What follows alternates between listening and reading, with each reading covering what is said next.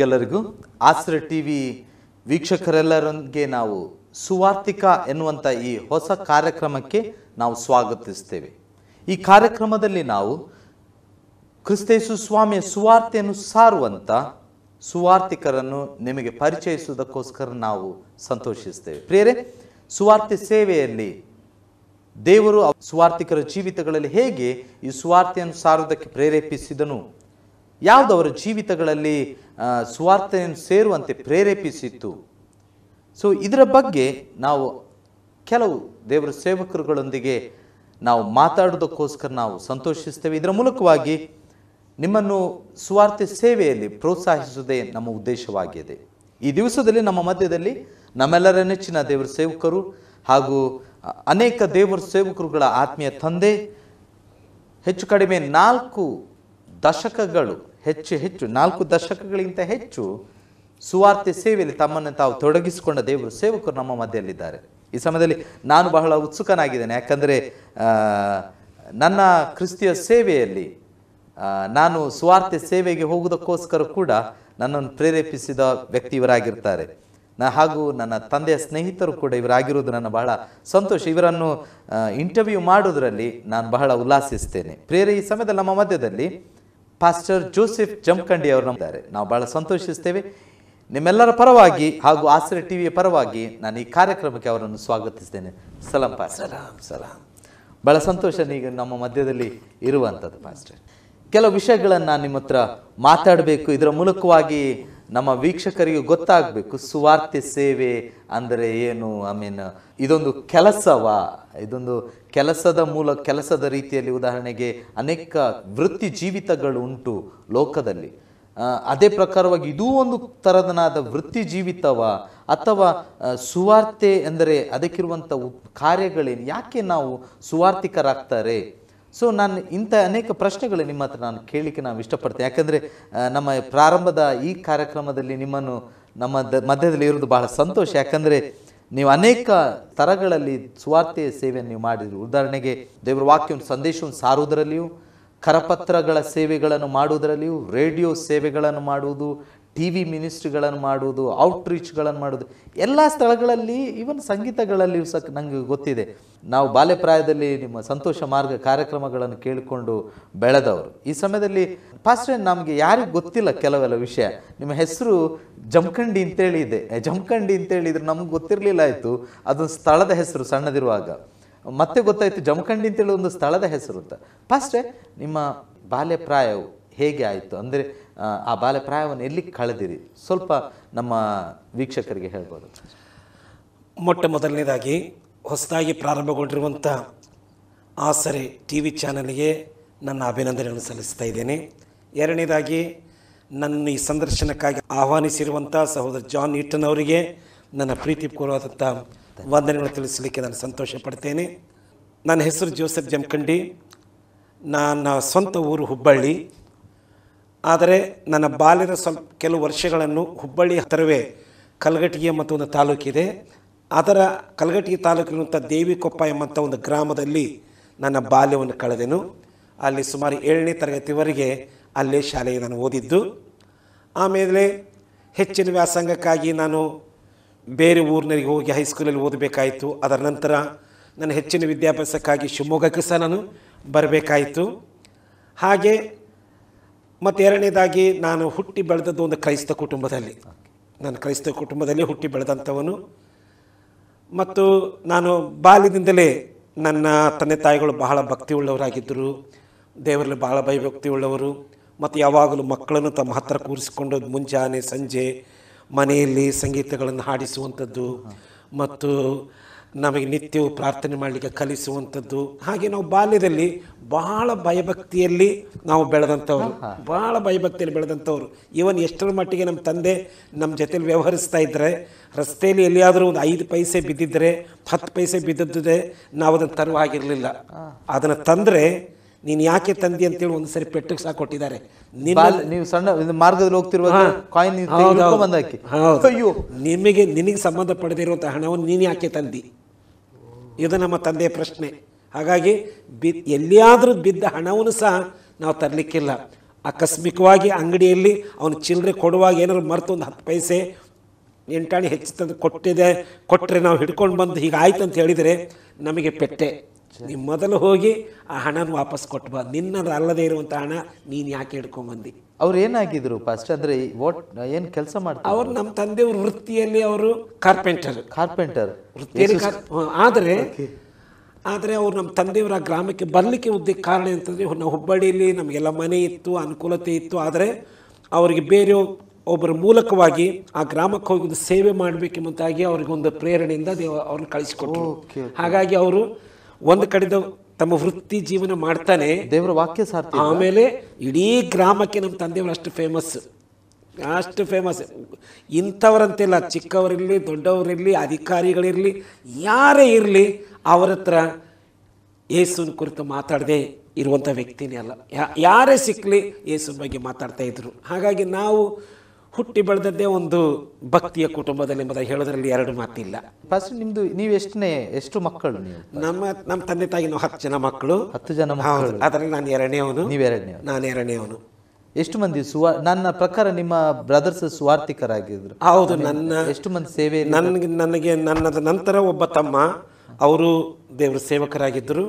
ಅನೇಕ ವರ್ಷಗಳ ಸೇವೆ ಮಾಡಿ ಆಕಸ್ಮಿಕವಾಗಿ ಒಂದು ಅಪಘಾತದಲ್ಲಿ ಅವರು ಮರಣ ಹೊಂದಿ ಕರ್ತನ ಬಳಿಗೆ. ನನಗೆ ನೆನಪಿರುವುದಾದ್ರೆ ಅವರ ಹೆಸರು ಪೀಟರ್ ಜಂಕಂಡಿ ಎಂಬುದಾಗಿ. ಇವತ್ತು ಸಹ ಹುಬ್ಬಳ್ಳಿಯಲ್ಲಿ ಅವರು ಬಹಳ ಫೇಮಸ್ ವ್ಯಕ್ತಿ.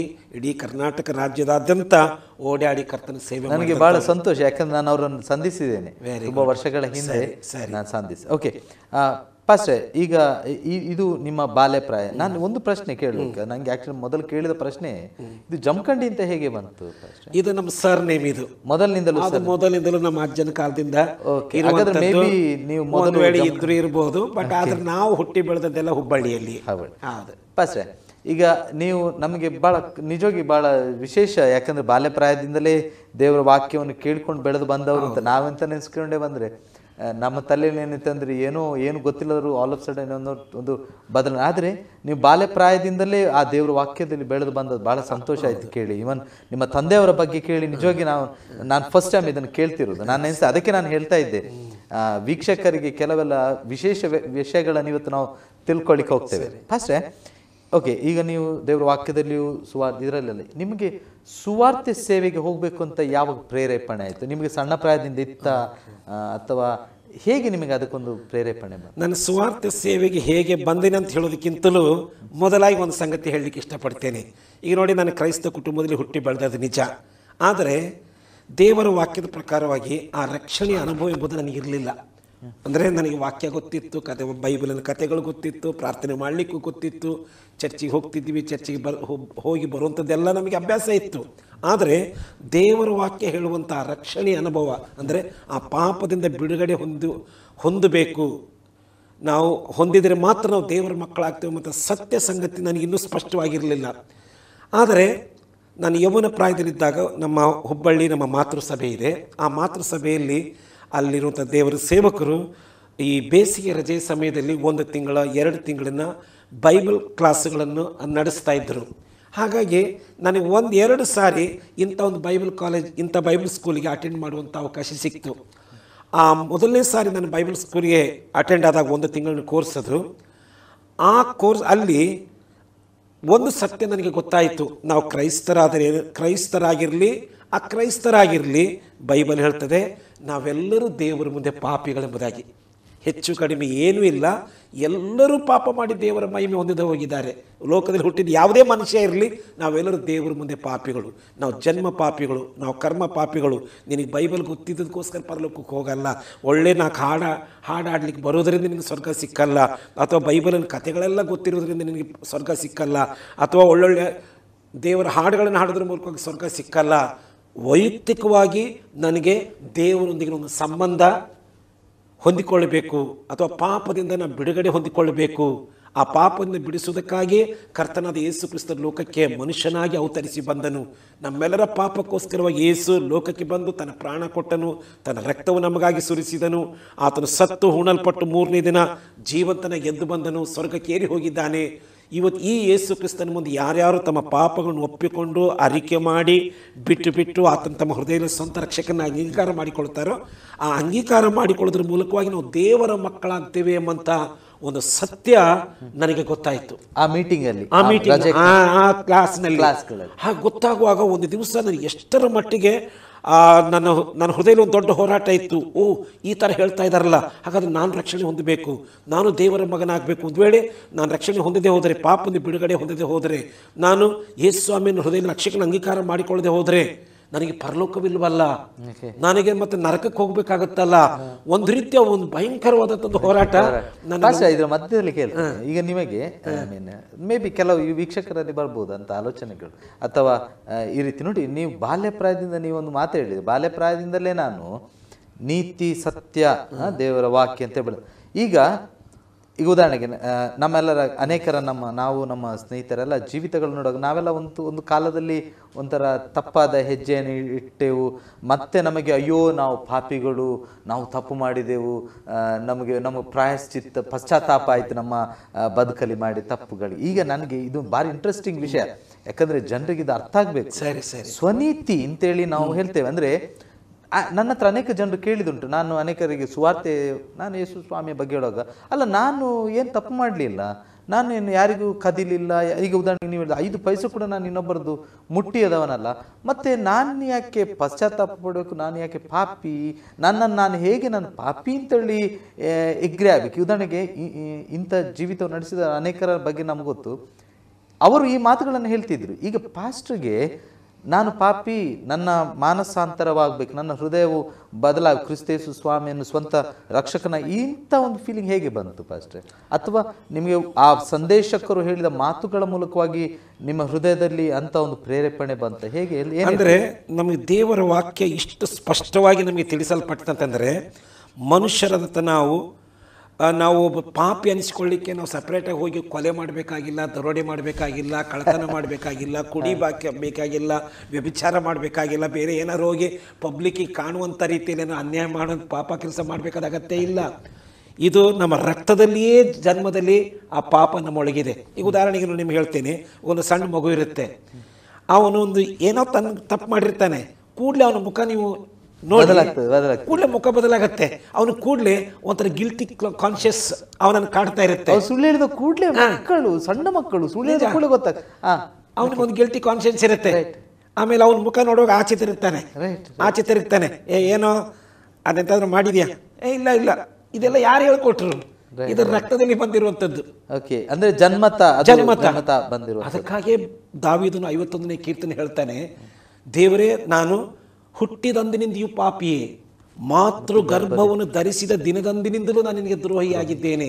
ಅದಕ್ಕಾಗಿ ಪೌಲನು ಹೇಳ್ತಾನೆ, ಹೆಚ್ಚು ಕಡಿಮೆ ಏನೂ ಇಲ್ಲ, ಎಲ್ಲರೂ ಪಾಪ ಮಾಡಿ ದೇವರ ಮಹಿಮೆಯನ್ನು ಹೊಂದದೆ ಹೋಗಿದ್ದಾರೆ. ಪ್ರಸಂಗಿ 7:20 ಭಕ್ತನು ಹೇಳ್ತಾನೆ, ಪಾಪ ಮಾಡದ ನರ ಮನುಷ್ಯನು ಈ ಲೋಕದಲ್ಲಿ ಒಬ್ಬನೂ ಇಲ್ಲವಲ್ಲ. ನಾವು ಜನ್ಮ ಪಾಪಿಗಳು, ಕರ್ಮ ಪಾಪಿಗಳು. ಆದರೆ ನಾವು ಪಾಪಿಗಳೆಂಬುದಾಗಿ ನಮಗೆ ಕನ್ವಿನ್ಸ್ ಆಗಬೇಕು. ಆ ಕನ್ವಿನ್ಸ್ ಮಾಡುವಂಥವನು ಪವಿತ್ರಾತ್ಮನ. Okay, fine. ಅಂದರೆ ನೀವು ಈಗ ನಾವು ಭಾರಿ ಚಂದ ಮಾತದು. ಅಂದರೆ ಒಬ್ಬ ವ್ಯಕ್ತಿಯು ತಾನು ಪಾಪಿಯಾಗಿದ್ದೇನೆ, ನನಗೆ ಪಶ್ಚಾತ್ತಾಪದ ಹೃದಯವನ್ನು ಆ ದೇವರ ಮುಂದೆ ನಿಂತುಕೊಂಡು ನಾನು ಅದನ್ನು ಹುಟ್ಟಿಸುವವನು ಪರಿಶುದ್ಧಾತ್ಮ. ಸೊ ಇದು ಪರಿಶುದ್ಧಾತ್ಮನ ಕಾರ್ಯ. ಯಾಕಂದ್ರೆ ಬೈಬಲೇ ಹೇಳ್ತದೆ, ಪವಿತ್ರಾತ್ಮನ ಯಾಕೆ ಲೋಕಕ್ಕೆ ದೇವರು ಕಳಿಸಿಕೊಟ್ಟಿದಂದ್ರೆ, ಮನುಷ್ಯನಲ್ಲಿ ಪಾಪ, ನೀತಿ, ನ್ಯಾಯ ತೀರುವಿಕೆ ಇವುಗಳ ಬಗ್ಗೆ ಅರಿವನ್ನು ಉಂಟು ಮಾಡಿಸ್ತಾನೆ. ಅರಿವನ್ನು ಆತನ ಪರಿಶುದ್ಧಾತ್ಮ, ಪವಿತ್ರಾತ್ಮ ನಮ್ಮಲ್ಲಿ ಅರಿವನ್ನು ಉಂಟು ಮಾಡುವಂಥದ್ದು. ಈಗ ನಾವು ದೇವರ ವಾಕ್ಯ ಕೇಳ್ತಾ ಇರ್ತೇವೆ, ಆ ವಾಕ್ಯ ನಮ್ಮಲ್ಲಿ ಕಾರ್ಯ ಮಾಡುವಂಥವನೇ ಪವಿತ್ರಾತ್ಮ. ಈಗ ನನಗೆ ದೇವರ ವಾಕ್ಯ ಕೇಳ್ತಾ ಇದ್ದೆ, ಕೇಳುವಾಗ ನನಗೆ ಇಷ್ಟು ಬಲವಾಗಿ ನನಗೆ ಅದು ವಾಕ್ಯಗಳು ಬಡೀತಂತಂದ್ರೆ, ಓ ನಾನು ಸಹ ದೇವರ ಮುಂದೆ ಪಾಪಿ. ತಾತ್ಪರ್ಯ ನಾನು ಹೇಳ್ಬೇಕಾದ್ರೆ, ಕೇವಲ ಬೈಬಲ್ ಓದುವುದರಿಂದ ಅದೆಲ್ಲ ಆಗುವಂಥದ್ದು. ಇದಕ್ಕೆ ಪವಿತ್ರಾತ್ಮನು ನಮ್ಮ ಹೃದಯದಲ್ಲಿ ಕಾರ್ಯ ಮಾಡ್ತಾನೆ, ನಮ್ಮನ್ನು ಕಾರ್ಯ ಮಾಡ್ತಾನೆ. ನನ್ನ ಪಾಪಿ ಅಂತ ಯಾವಾಗ ಪವಿತ್ರಾತ್ಮ ನಮಗೆ ನಮ್ಮ ಕಾನ್ಶಿಯಸ್ಸಿಗೆ ಆತನ ಎಚ್ಚರಿಸ್ತಾನೋ, ಮತ್ತೆ ತಕ್ಷಣ ನಮಗೆ ನನಗೆ ಯಾವಾಗ ಆಯಿತೋ ಆ ದಿವಸ ಇವತ್ತು ನನಗೆ ಮರೀಲಿಕ್ಕೆ ಸಾಧ್ಯ ಇಲ್ಲ. ಎಷ್ಟು ವರ್ಷ ಪ್ರಾಯ? ನೋಡಿ, ನಾನು 1969 ಇಸ್ವಿ ಮೇ ತಿಂಗಳು 26ನೇ ತಾರೀಕು ನನ್ನ ಜೀವನದಲ್ಲಿ ಮರೆಯದ ದಿವಸ. ನಿಮ್ಮ ನಿಮ್ಮ ನಿಮ್ಮ ನಿಜ ಹೇಳ್ಬೇಕಂದ್ರೆ ನಿಮ್ಮ ಜೀವಿತ ಒಂದು ವಿಶೇಷ ದಿವಸ ಅದು. ನನ್ನ ಜೀವನದಲ್ಲಿ ದೊಡ್ಡ ದೊಡ್ಡ ದಿವಸ 1969 ಮೇ ತಿಂಗಳು 26ನೇ ತಾರೀಕು. ಯಾಕಂದ್ರೆ ನಾನು ಅವತ್ತು ಚರ್ಚ್ನಲ್ಲಿ ವಾಕ್ಯ ಕೇಳಿದ ಮೇಲೆ ಮತ್ತು ನನಗೆ ಕೆಲವು ಡೌಟ್ಗಳಿದ್ದು, ಅಲ್ಲಿ ಒಬ್ಬ ಸಹೋದರನಿದ್ದ, ಈ ರಕ್ಷಣೆ ಬಗ್ಗೆ ಎಲ್ಲ ನನಗೆ ಇನ್ನೂ ಸರಿಯಾದ ರೀತಿಯಲ್ಲಿ ಜ್ಞಾನ ಬೇಕಿತ್ತು. ಒಬ್ಬರ ಹತ್ರ ಕೇಳಿದೆ, ಅವ್ರು ಇನ್ನೂ ನನಗೆ ಸ್ವಲ್ಪ ವಿವರಣೆ ಮಾಡಿ ಹೇಳಿದರು. ಅದು ವಿವರಣೆ ಮಾಡಿ ಹೇಳಿದ ತಕ್ಷಣ ನನಗೆ ಏನಾಯ್ತೋ ಗೊತ್ತಿಲ್ಲ. ನನಗೆ ಈಗಲೂ ಆ ಸಮಯ ನನಗೆ ಗೊತ್ತುಂಟು. ಆ ಚರ್ಚಲ್ಲಿ ಮೊಣಕಾಲು ಹಾಕಿ ಕಣ್ಣೀರಿಟ್ಟು ಅಳ್ತಾ ಇದ್ದೇನೆ. ಕಣ್ಣೀರಿಟ್ಟು ಅಳ್ತಾ, ಯೇಸುವೇ ನನ್ನ ಪಾಪಿ, ಯೇಸುವೇ ನನ್ನ ಪಾಪಿ, ಪಾಪಿಯಾದ ನನ್ನನ್ನು ಕರುಣಿಸು. ನೀನು ಕ್ರೂಚೆಯಲ್ಲಿ ಸುರಿಸಿದಂಥ ನಿನ್ನ ಪರಿಶುದ್ಧ ರಕ್ತದಿಂದ ನನ್ನ ಹೃದಯವನ್ನು ತೊಳೆದು ಶುದ್ಧ ಮಾಡಿ ನನ್ನೊಳಗೆ ಬಂದು ವಾಸ ಮಾಡು ಸ್ವಾಮಿ ಎಂಬುದಾಗಿ ನಾನು ಯೇಸುವಿನ ಹತ್ರ ಪಶ್ಚಾತ್ತಾಪದಿಂದ ನನ್ನ ಪಾಪವನ್ನು ಒಪ್ಪಿಕೊಂಡು ಅರಿಕೆ ಮಾಡಿ ಕ್ಷಮೆ ಕೇಳಿದೆ. ಆ ಕ್ಷಮೆ ಕೇಳಿದ ತಕ್ಷಣ ನನಗೆ ಗೊತ್ತಿಲ್ಲದ ರೀತಿಯಲ್ಲಿ ಒಂದು ರೀತಿಯ ಸಮಾಧಾನ ನನ್ನ ಹೃದಯವನ್ನು ತುಂಬಿಕೊಂಡಿತು. ಈಗ ಉದಾಹರಣೆಗೆ ನೋಡಿ, ಈಗ ನಾನು ನಿಮಗೆ ವಿರೋಧವಾಗಿ ಏನೋ ತಪ್ಪು ಮಾಡಿರ್ತೇನೆ, ನನಗೆ ಮನಸ್ಸನ್ನು ಚುಚ್ತಾ ಇರುತ್ತೆ. ಆದರೆ ನಾನು ನಿಮ್ಮ ಹತ್ರ ಬಂದು ಐ ಆಮ್ ಸಾರಿ, ನಾನು ನಿಮಗೆ ಮನಸ್ಸಿಗೆ ಭಾಳ ನೋವು ಮಾಡಿದೆ ಅಂತ ಕೇಳಿದ ಕೂಡಲೇ ಏನಾಗುತ್ತೆ, ನನಗೇನೋ ಒಂಥರ ರಿಲೀಫ್ ಆಗ್ತದೆ. ನನಗೇನೋ ಒಂಥರ ಮನಸ್ಸಿಗೆ ಹಗುರಾದಂಗೆ ಆಗುತ್ತೆ. ಇದು ಒಬ್ಬ ಮನುಷ್ಯನ ಹತ್ರ ನನ್ನ ತಪ್ಪು ಒಪ್ಕೊಳ್ಳುವಾಗ ಇಷ್ಟು ಮನಸ್ಸಿಗೆ ರಿಲೀಫ್ ಆಗೋದಾದರೆ, ನಾವು ಹುಟ್ಟಿದಂದಿನಿಂದ ಮಾಡಿದಂತೆ ಎಷ್ಟೋ ಪಾಪಗಳು ನಾವು ಮಾಡಿದ್ದೇವೆ. ಅದರ ಪಾಪ ಅಂತ ನಾವು ಅವುಗಳು ನಾವು ಅದನ್ನು ಗಣನೆಗೆ ತಕ್ಕೊಂಡಿಲ್ಲ.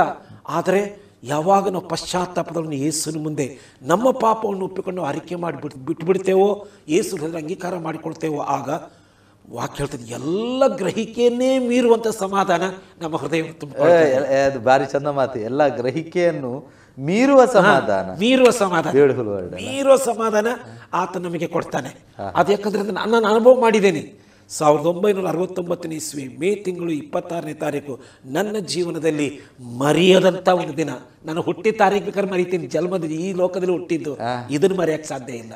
ಇದು ನೀವು ಯಾವುದೋ ಸಂದೇಶ ಕೇಳುವಾಗ ಪ್ರೇರಿತರಾದರ ಪಾಸ್ಟ್ರೆ, ಅಥವಾ ನಿಮಗೆ ಈ ಯಾವ್ದಾದ್ರು ವಾಕ್ಯ ಅಂದ್ರೆ ಅನೇಕ ದಿವಸಗಳ ಸಂದೇಶಗಳು ಒಟ್ಟಿಗೆ ಸೇರಿ ಒಂದು ದಿವಸ ನಿಮ್ಮೊಂದಿಗೆ ಅದೆಲ್ಲ ನಾನು ಕೇಳ್ತಾ ಇಲ್ಲ ಅದೆಲ್ಲ ನಾನು ಕೇಳ್ತಾ ಅದನ್ನ ನನ್ನ ಮನಸ್ಸಿನಲ್ಲಿ ಅದು ಬೆಳಕು ಹಾಕ್ತಾ ಇದ್ದೆ. ಅಲ್ಲ ಪಾಸ್ಟ್ರೆ, ನಾನೊಂದು ಸ್ವಲ್ಪ, ನಿಮಗೆ ಎಷ್ಟು ಪ್ರಾಯ ಇರ್ಬೋದಾಗ? ನಾನಾಗ 17 ವರ್ಷ ಪ್ರಾಯ. 17 ವರ್ಷದ ಪ್ರಾಯ. ನಾನು ಆವತ್ತಿನ ದಿವಸ ಯೇಸು ಸ್ವಾಮಿಗೆ ನನ್ನ ಹೃದಯವನ್ನು ನನ್ನ ರಕ್ಷಕನನ್ನಾಗಿ ಅಂಗೀಕಾರ ಮಾಡಿಕೊಟ್ಟೆ. ಯಾವಾಗ ನಾನು ಆ ಪಶ್ಚಾತ್ತಾಪದೊಡನೆ ಯೇಸುನ ಅಂಗೀಕಾರ ಮಾಡಿಕೊಂಡ ಹೃದಯದಲ್ಲಿ, ಅಂದಿನಿಂದ ನನಗೆ ಹೇಳತೀರದಂಥ ಒಂದು ಸಮಾಧಾನ, ಸಂತೋಷ ಮತ್ತು ಪ್ರಾರ್ಥನೆ ಮಾಡಬೇಕೆಂಬ ಒಂದು ಆಶೆ. ನಾನು ಯಾವಾಗ ಯೇಸು ಸ್ವಾಮಿಗೆ ನನ್ನ ಹೃದಯ ಒಪ್ಪಿಸಿಕೊಟ್ಟನೋ ಅಂದಿನಿಂದಲೇ ನನ್ನ ಹೃದಯದಲ್ಲಿ ಒಂದು ರೀತಿಯ ಭಾರ. ಎಷ್ಟೋ ಜನ ಯೇಸು ಸ್ವಾಮಿಯನ್ನು ಕಂಡುಕೊಳ್ಳದೆ ನಾಶವಾಗಿ ಹೋಗ್ತಾ ಇದ್ದಾರೆ. ನನಗೆ ಅದೇ ಪ್ರಶ್ನೆ, ಅದೇ ನೀವು ಮುಂಚಾಗಿ ಕೇಳಿದಾರಲ್ಲ, ಆ ಪ್ರಶ್ನೆಗೆ ಈಗ ನಾನು ಉತ್ತರ ಕೊಡ್ತೇನೆ. ಯಾಕಂದ್ರೆ ಈಗ ಅದಕ್ಕಾಗಿ ನಾನು ಹೇಗೆ ಯೇಸು ಸ್ವಾಮಿಯನ್ನು ಕಂಡುಕೊಂಡೆ ಅಂತ ನಿಮಗೆ ತಿಳಿಸಿದೆ. ಈಗ ತಿಳ್ಕೊಂಡು ಯಾವಾಗ ನನಗೆ ರಕ್ಷಣೆ ಅದರ ಮಧ್ಯದಲ್ಲಿ ಅಂದ್ರೆ ಈಗ ಒಂದು ಬದಲಾವಣೆ ಆಯ್ತು. ರಕ್ಷಣೆ, ಐ ಮೀನ್ ಅಫ್ಕೋರ್ಸ್ ನಾನು ಕೂಡ ರಕ್ಷಿಸಲ್ಪಟ್ಟೆ. ಈಗ ನಾವು ರಕ್ಷಣೆ ಹೊಂದಿದಾಗ ನಿಮ್ಮಲ್ಲಿ ಒಂದು ಬಹಳ ದೊಡ್ಡ ಬದಲಾವಣೆ ಈವನ್ ಪಬ್ಲಿಕ್ ಲೈಫಲ್ಲಿ ಆಗ್ತದೆ. ಖಂಡಿತ. ಈಗ ಹೃದಯದೊಳಗೊಂದು ಆಗ್ತದೆ, ಪಬ್ಲಿಕ್. ಸೊ ಈ ಒಂದು ಬದಲಾವಣೆ ಆಶ್ಚರ್ಯ. ಯಾಕಂದ್ರೆ ನಿಮ್ಮದು ಇದು ವೈಯಕ್ತಿಕ, ನೀವು ಸಭೆಯಲ್ಲಿ ಹೇಳಿದಿರಿ, ನೀವೇನು ಗುಂಪಾಗಿ ಮಾಡಿದ್ಸಲ್ಲ, ಯಾರು ನಿಮ್ಮ ಮನೆಯವರು ಹೇಳಿದ್ರು. ಈಗ ಈ ಸಮಯದಲ್ಲಿ ನಿಮ್ಮ ಕುಟುಂಬದಲ್ಲಿ ಅವರಿಗೆ ನಿಮ್ಮನ್ನು ನೋಡುವಾಗ ಏನು ಆಶ್ಚರ್ಯ ಆಯ್ತು, ಎಂತ ಆಯ್ತು ಅವರಿಗೆ? ನನ್ನ ಕುಟುಂಬದಲ್ಲಿ ನಿಜವಾಗಿ ಬಹಳ ಸಂತೋಷ ಪಟ್ಟಿದ್ದಾರೆ. ಯಾಕಂದ್ರೆ ಒಂಥರ ಚೇಂಜ್ ಓವರ್ ಆಯ್ತು. ಮತ್ತು ನನ್ನ ಭಕ್ತಿಯ ಲೈಫ್ ಬೇರೆ ಆಯ್ತು. ಅಂದ್ರೆ ಮುಂಚಿಂದು ಅದೇನೋ ಒಂಥರ ರೂಢಿಯಾಗಿ ಮಾಡ್ತಾ ಬರ್ತಿದ್ರು. ಈಗ ಏನ್ ನಾನು ಮಾಡಿದ್ರು ನನ್ನ ಹೃದಯದ ಅಂತರಾಳದಿಂದ ಬರ್ತಾ ಇದೆ. ಆಗ ತಂದೆ ತಾಯಿಗಳು ಹೇಳೋದಕ್ಕೋಸ್ಕರ, ಅವ್ರು ಮಾಡಿಸೋದಕ್ಕೋಸ್ಕರ ಎಲ್ಲ ಒಂಥರ ರೂಟೀನ್ ಆಗಿ ಮಾಡ್ತಾ ಇದ್ದೆ. ಈಗ ಹಾಗಲ್ಲ, ನನ್ನ ಭಕ್ತಿಯ ಸ್ಟೈಲೇ ಬೇರೆ ಆಯ್ತು. ಈಗ ಏನೇ ಮಾಡಿದ್ರು ನನ್ನ ಹೃದಯದ ತಳದಿಂದ ನಾನು ಇದು ದೇವರಿಗಾಗಿ ಮಾಡ್ತಾ ಇದ್ದೇನೆ, ದೇವರಿಗಾಗಿ ಹಾಡ್ತಾ ಇದ್ದೇನೆ. ಇದು ನಾನು ಕೇಳ್ತಾ ಇರೋದು ದೇವರ ವಾಕ್ಯ. ಈಗ ನನ್ನಲ್ಲಿ ಆ ವಾಕ್ಯದ ಬಗ್ಗೆ ಗೌರವ, ಭಕ್ತಿ, ದೇವರ ಮೇಲೆ ಪ್ರೀತಿ ಇದೆಲ್ಲ ಹೆಚ್ಚಾಯ್ತು. ಕುಟುಂಬ ಗೊತ್ತಾಯ್ತು. ನೀವು ಅಂದ್ರೆ ನಿಮ್ಮ ಚೇಂಜ್ ಓವರ್ ನೋಡಿದ ಕೂಡಲೇ ಅವ್ರು ಹೇಳಿದ್ರು ಇವರಲ್ಲಿ ಏನೋ ಬದಲಾವಣೆ. ನಿಜ ನೋಡಿ ಪಾಸ್ಟ್ರೆ, ಹಾಗಾದ್ರೆ ನೀವು ನೋಡಿ, ಇದು ಬಹಳ ಸತ್ಯ ವಿಷಯ. ಅಂದ್ರೆ ನಮ್ಮಲ್ಲಿ ಮಾನಸ ಅಂತ ಅಥವಾ ಬದಲಾವಣೆ ಆದ ಕೂಡಲೇ ನಮಗೆ ಮತ್ತು ದೇವರಿಗೆ ಮಾತ್ರವೇ ಅಲ್ಲ, ನಮ್ಮ ಸುತ್ತಲಿರುವ ಜನರಿಗೂ ಕೂಡ ನಮ್ಮ ಜೀವಿತದಲ್ಲಿ ಆದ ಬದಲಾವಣೆಯ ವ್ಯತ್ಯಾಸ ಗೊತ್ತಾಗ ಖಂಡಿತ ಅದು ಗೊತ್ತಾಗಲೇಬೇಕು. ಇಲ್ಲದಿದ್ರೆ ಏನು ಪ್ರಯೋಜನ? ಈಗ ನಾವು ನಮ್ಮ ಜೀವಿತದಲ್ಲಿ ದೇವರು ಬದಲಾಯಿಸಿದ್ರೆ ಆ ನಮ್ಮಲ್ಲಾದ ಬದಲಾವಣೆಯನ್ನು ಜನರು ಗುರುತಿಸ್ತಾರೆ. ಉದಾಹರಣೆಗೆ ಯಾವಾಗಲೂ ಎಲ್ಲದಕ್ಕೂ ರೇಗ್ತಾನೆ, ಈಗ ನೋಡ್ಲಿಕ್ಕೆ ಹೋದ್ರೆ ಎಲ್ಲದಕ್ಕೂ ಶಾಂತವಾಗಿ ಉತ್ತರಕ್ಕೂ ಏನ್ ಇವನಲ್ಲಿ ಬದಲಾವಣೆ, ಯಾಕೆ ಇವನು ಹೀಗಿದ್ದಾನೆ ಅಲ್ಲ? ಖಂಡಿತ ಇದು ನಿಜವಾಗಿ ಇದೊಂದು ಮಾತ್ರ ಅಲ್ಲ, ಅನೇಕ ಏರಿಯಾಗಳಲ್ಲಿ ಅವನ ಸ್ವಭಾವಗಳು ಬದಲಾವಣೆ ಅಲ್ಲ. ಯಾವಾಗ ನಾವು ಯೇಸು ಸ್ವಾಮಿ ನಮ್ಮ ಹೃದಯ ಒಪ್ಪಿಸಿಕೊಡ್ತೇವೋ ನಿಜವಾಗಿಯೂ ಆಗ ಖಂಡಿತ ನಮ್ಮ ಆಲೋಚನೆಗಳಲ್ಲಿ ಬದಲಾವಣೆ, ನಮ್ಮ ಮಾತುಗಳಲ್ಲಿ ಬದಲಾವಣೆ. ಒಂದು ಅರ್ಥದಲ್ಲಿ ಹೇಳುವುದಾದ್ರೆ ಆತನ ಸ್ವಭಾವವನ್ನು ನಾವು ಮೈಗೂಡಿಸ್ತೇವೆ. ಖಂಡಿತ ಹಾಗೆ. ಸೊ ಈಗ ನಿಮಗೆ ಈಗ ಸಂಪೂರ್ಣ ಸೇವೆಗೆ ನೀವು 100% ಯಾವಾಗ ಡಿಸೈಡ್ ಮಾಡಿದ್ರಿ? ಅಂದ್ರೆ ಉದಾಹರಣೆಗೆ ಈ ದಿವಸ ನಾನು ಹೇಳ್ತೇನೆ ಅದನ್ನು. ಈಗ ನೋಡಿ, ನನ್ನ ರಕ್ಷಣೆಯ ಅನುಭವಕ್ಕೆ ಬಂದ ದಿನದಿಂದನೇ ನನ್ನ ಹೃದಯದಲ್ಲಿ ಒಂದು ಭಾರ ಇತ್ತು. ಯಾಕಂದ್ರೆ ಏನೋ ಒಂಥರ ಒತ್ತಡ ನನ್ನ ಮನಸ್ಸಿನಲ್ಲಿ, ನನಗೆ ದೇವರು ಸೇವೆ ಮಾಡಬೇಕು, ಹೇಗಾದರೂ ಮಾಡಿ ಜನರಿಗೆ ಸ್ವಾರ್ಥ ಹೇಳಬೇಕು, ಅನೇಕ ಜನಗಳನ್ನು ದೇವರ ರಾಜ್ಯಕ್ಕೆ ನಡೆಸಬೇಕು ಎಂಬಂಥದ್ದು ಭಾರ ನನ್ನ ಮನಸ್ಸಲ್ಲಿತ್ತು. ಮನೆಯೊಳಗೆ ಹಂಚ್ಕೊಂಡಿದ್ದೇನೆ, ಇನ್ನು ಬೇರೆ ಬೇರೆ ಅನೇಕರ ಥರ ಇದು ನಾನು ಹಂಚ್ಕೊಂಡು ಬರ್ತಾ ಇದ್ದೆ. ಆದರೆ 71ನೇ ಇಸ್ವಿಯಲ್ಲಿ ಅದರ ತಾರೀಕು ಮಾತ್ರ ನನಗೆ ನೆನಪಿಲ್ಲ. ಅದು ಅಂದರೆ ರಾತ್ರಿ ಮಾತ್ರ, ಆ ಒಂದು ದಿನ ಮರೀಲಿಕ್ಕೆ ನನಗೆ ಸಾಧ್ಯನೇ ಇಲ್ಲ. ನಾನು ಶಿವಮೊಗ್ಗದಲ್ಲಿದ್ದೆ. ಅಲ್ಲಿರುವಾಗ ಒಂದು ಕೋಣೆಯಲ್ಲಿ ಅನೇಕರು ಮಲಗಿದ್ದರು. ಆದರೆ ನಾನು ಒಂದು ರಾತ್ರಿ 10-10:30 ಗಂಟೆಗೆ ಏನೂ ಗೊತ್ತಿಲ್ಲ, ಒಂದು ಪ್ರಾರ್ಥನೆ ಮಾಡಬೇಕೆಂಬಂಥ ಒಂದು ಪ್ರೇರಣೆ ನನ್ನಲ್ಲಿ ಉಂಟಾಗಿ ನನ್ನ ನೆಲದಲ್ಲಿ ಹಾಸ್ಕೊಂಡು ಮಲ್ಕೊಂಡಿದ್ದೆ. ಬೆಡ್ ಇತ್ತು. ಎದ್ದು ಕೂತ್ಕೊಂಡು ಮೊಣಕಾಲು ಹಾಕಿ ಪ್ರಾರ್ಥಿಸಲಿಕ್ಕೆ ಪ್ರಾರಂಭಿಸಿದೆ. ನನಗೆ ಗೊತ್ತಿಲ್ಲದ ಹಾಗೇನೆ ನನ್ನ ಕಣ್ಣಿನಿಂದ ದರ ದರ ದರ ದರ ನೀರು ಬರಲಿಕ್ಕೆ ಶುರುವಾಯಿತು. ಅಳುತ್ತಾ ಪ್ರಾರ್ಥಿಸ್ತಾ ಇದ್ದೇನೆ. ಹಾಗೆ ಪ್ರಾರ್ಥನೆ ಮಾಡ್ತಿರ್ಬೇಕಾದ್ರೆ ದೇವರು ಸಡನ್ನಾಗಿ ನನ್ನ ಹೃದಯಕ್ಕೆ ಬೈಬಲ್ ಇರುವಂಥ ಯೆಶಾಯನ ಪ್ರವಾದಿಯಂಥ 6ನೇ ಅಧ್ಯಾಯ 8ನೇ ವಚನವನ್ನು ನನ್ನ ಮನಸ್ಸಿಗೆ ತಂದ. ಆ ವಚನ ಎಷ್ಟೋ ಸಾರಿ ಓದಿದ್ದೆ ನಾನು, ಅನೇಕರ ಬಾಯಿಂದ ಆ ವಾಕ್ಯದ ಮೇಲೆ ಪ್ರಸಂಗ ಕೇಳಿದ್ದೆ. ಆದರೆ ಆ ವಾಕ್ಯ ಏನು ಹೇಳ್ತದೆ ಅಂತಂದರೆ, ದೇವರು ತನ್ನ ಪ್ರವಾದಿಯಾದ ಯೆಶಾಯನ ಕೂಡ ಮಾತನಾಡಿದಂಥ ವಚನ ಅದು.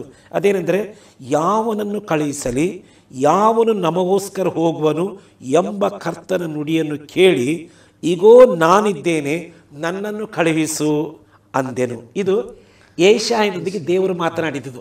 ಅವನು ಅನೇಕ ವರ್ಷಗಳು ಕ್ರಿಸ್ತನು ಲೋಕಕ್ಕೆ ಬರೋದಕ್ಕಿಂತಲೂ 700 ವರ್ಷಗಳ ಹಿಂದೆ ಜೀವಿಸಿದಂಥ ಪ್ರವಾದಿ.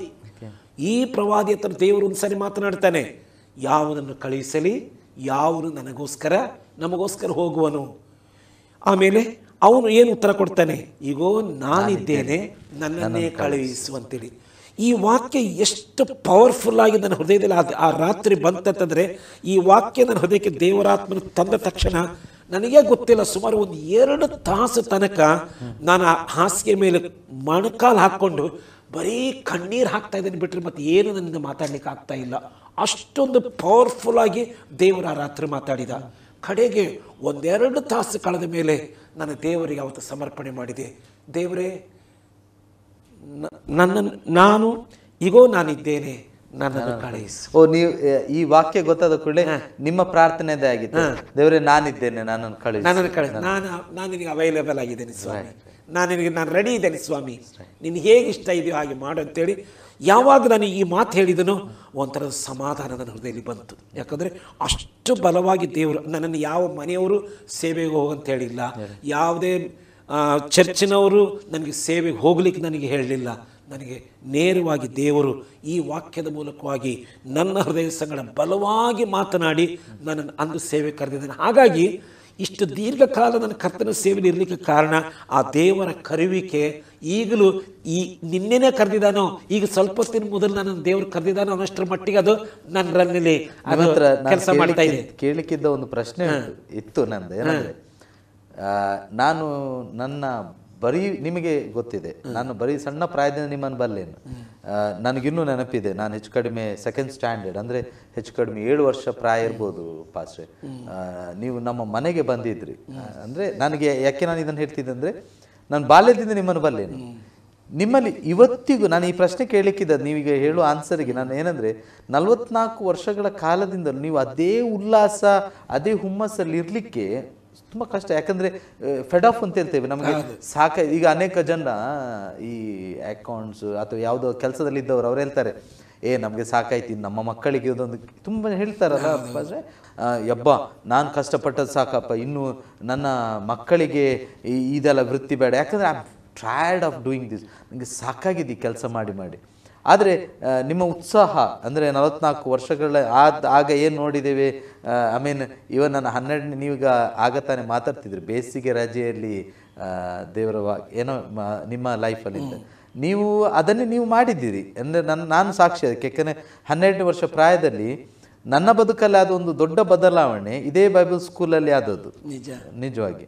ಸೊ ಈಗ ಈ ಸುವಾರ್ತೆ ಸೇವೆಗೆ ನೀವು ಬಂದಿರಿ ಪಾಸ್ಟರ್. ಉದಾಹರಣೆ ಅಂದರೆ ಈ ಬಹಳ ಸುಂದರವಾದ ಮಾತು ಅಂದರೆ ದೇವರು ನಮ್ಮನ್ನು ಕರೆಯುವುದಾದ್ರೆ ಅದು ಆತನು ನಮಗೆ ಅದು ಸಾಕು ಅಂತ ಆಗುವುದೇ ಇಲ್ಲ. ನಿನ್ನೆ ಅದೇ ನೀವು ಹೇಳ್ತೀರಿ, ನಿನ್ನೆ ಕರೆದಾಗೆ ಫೀಲ್ ಆಗ್ತದೆ ನನಗೆ. ಯಾಕಂತ ಹೇಳಿದ್ರೆ ಅಷ್ಟು ಎನರ್ಜಿ ಹಿಂದಿಂದ ದೇವರು ಪುಷ್ ಮಾಡ್ತಾರೆ ನಮ್ಮ ಲೈಫಲ್ಲಿ ಅಂತ.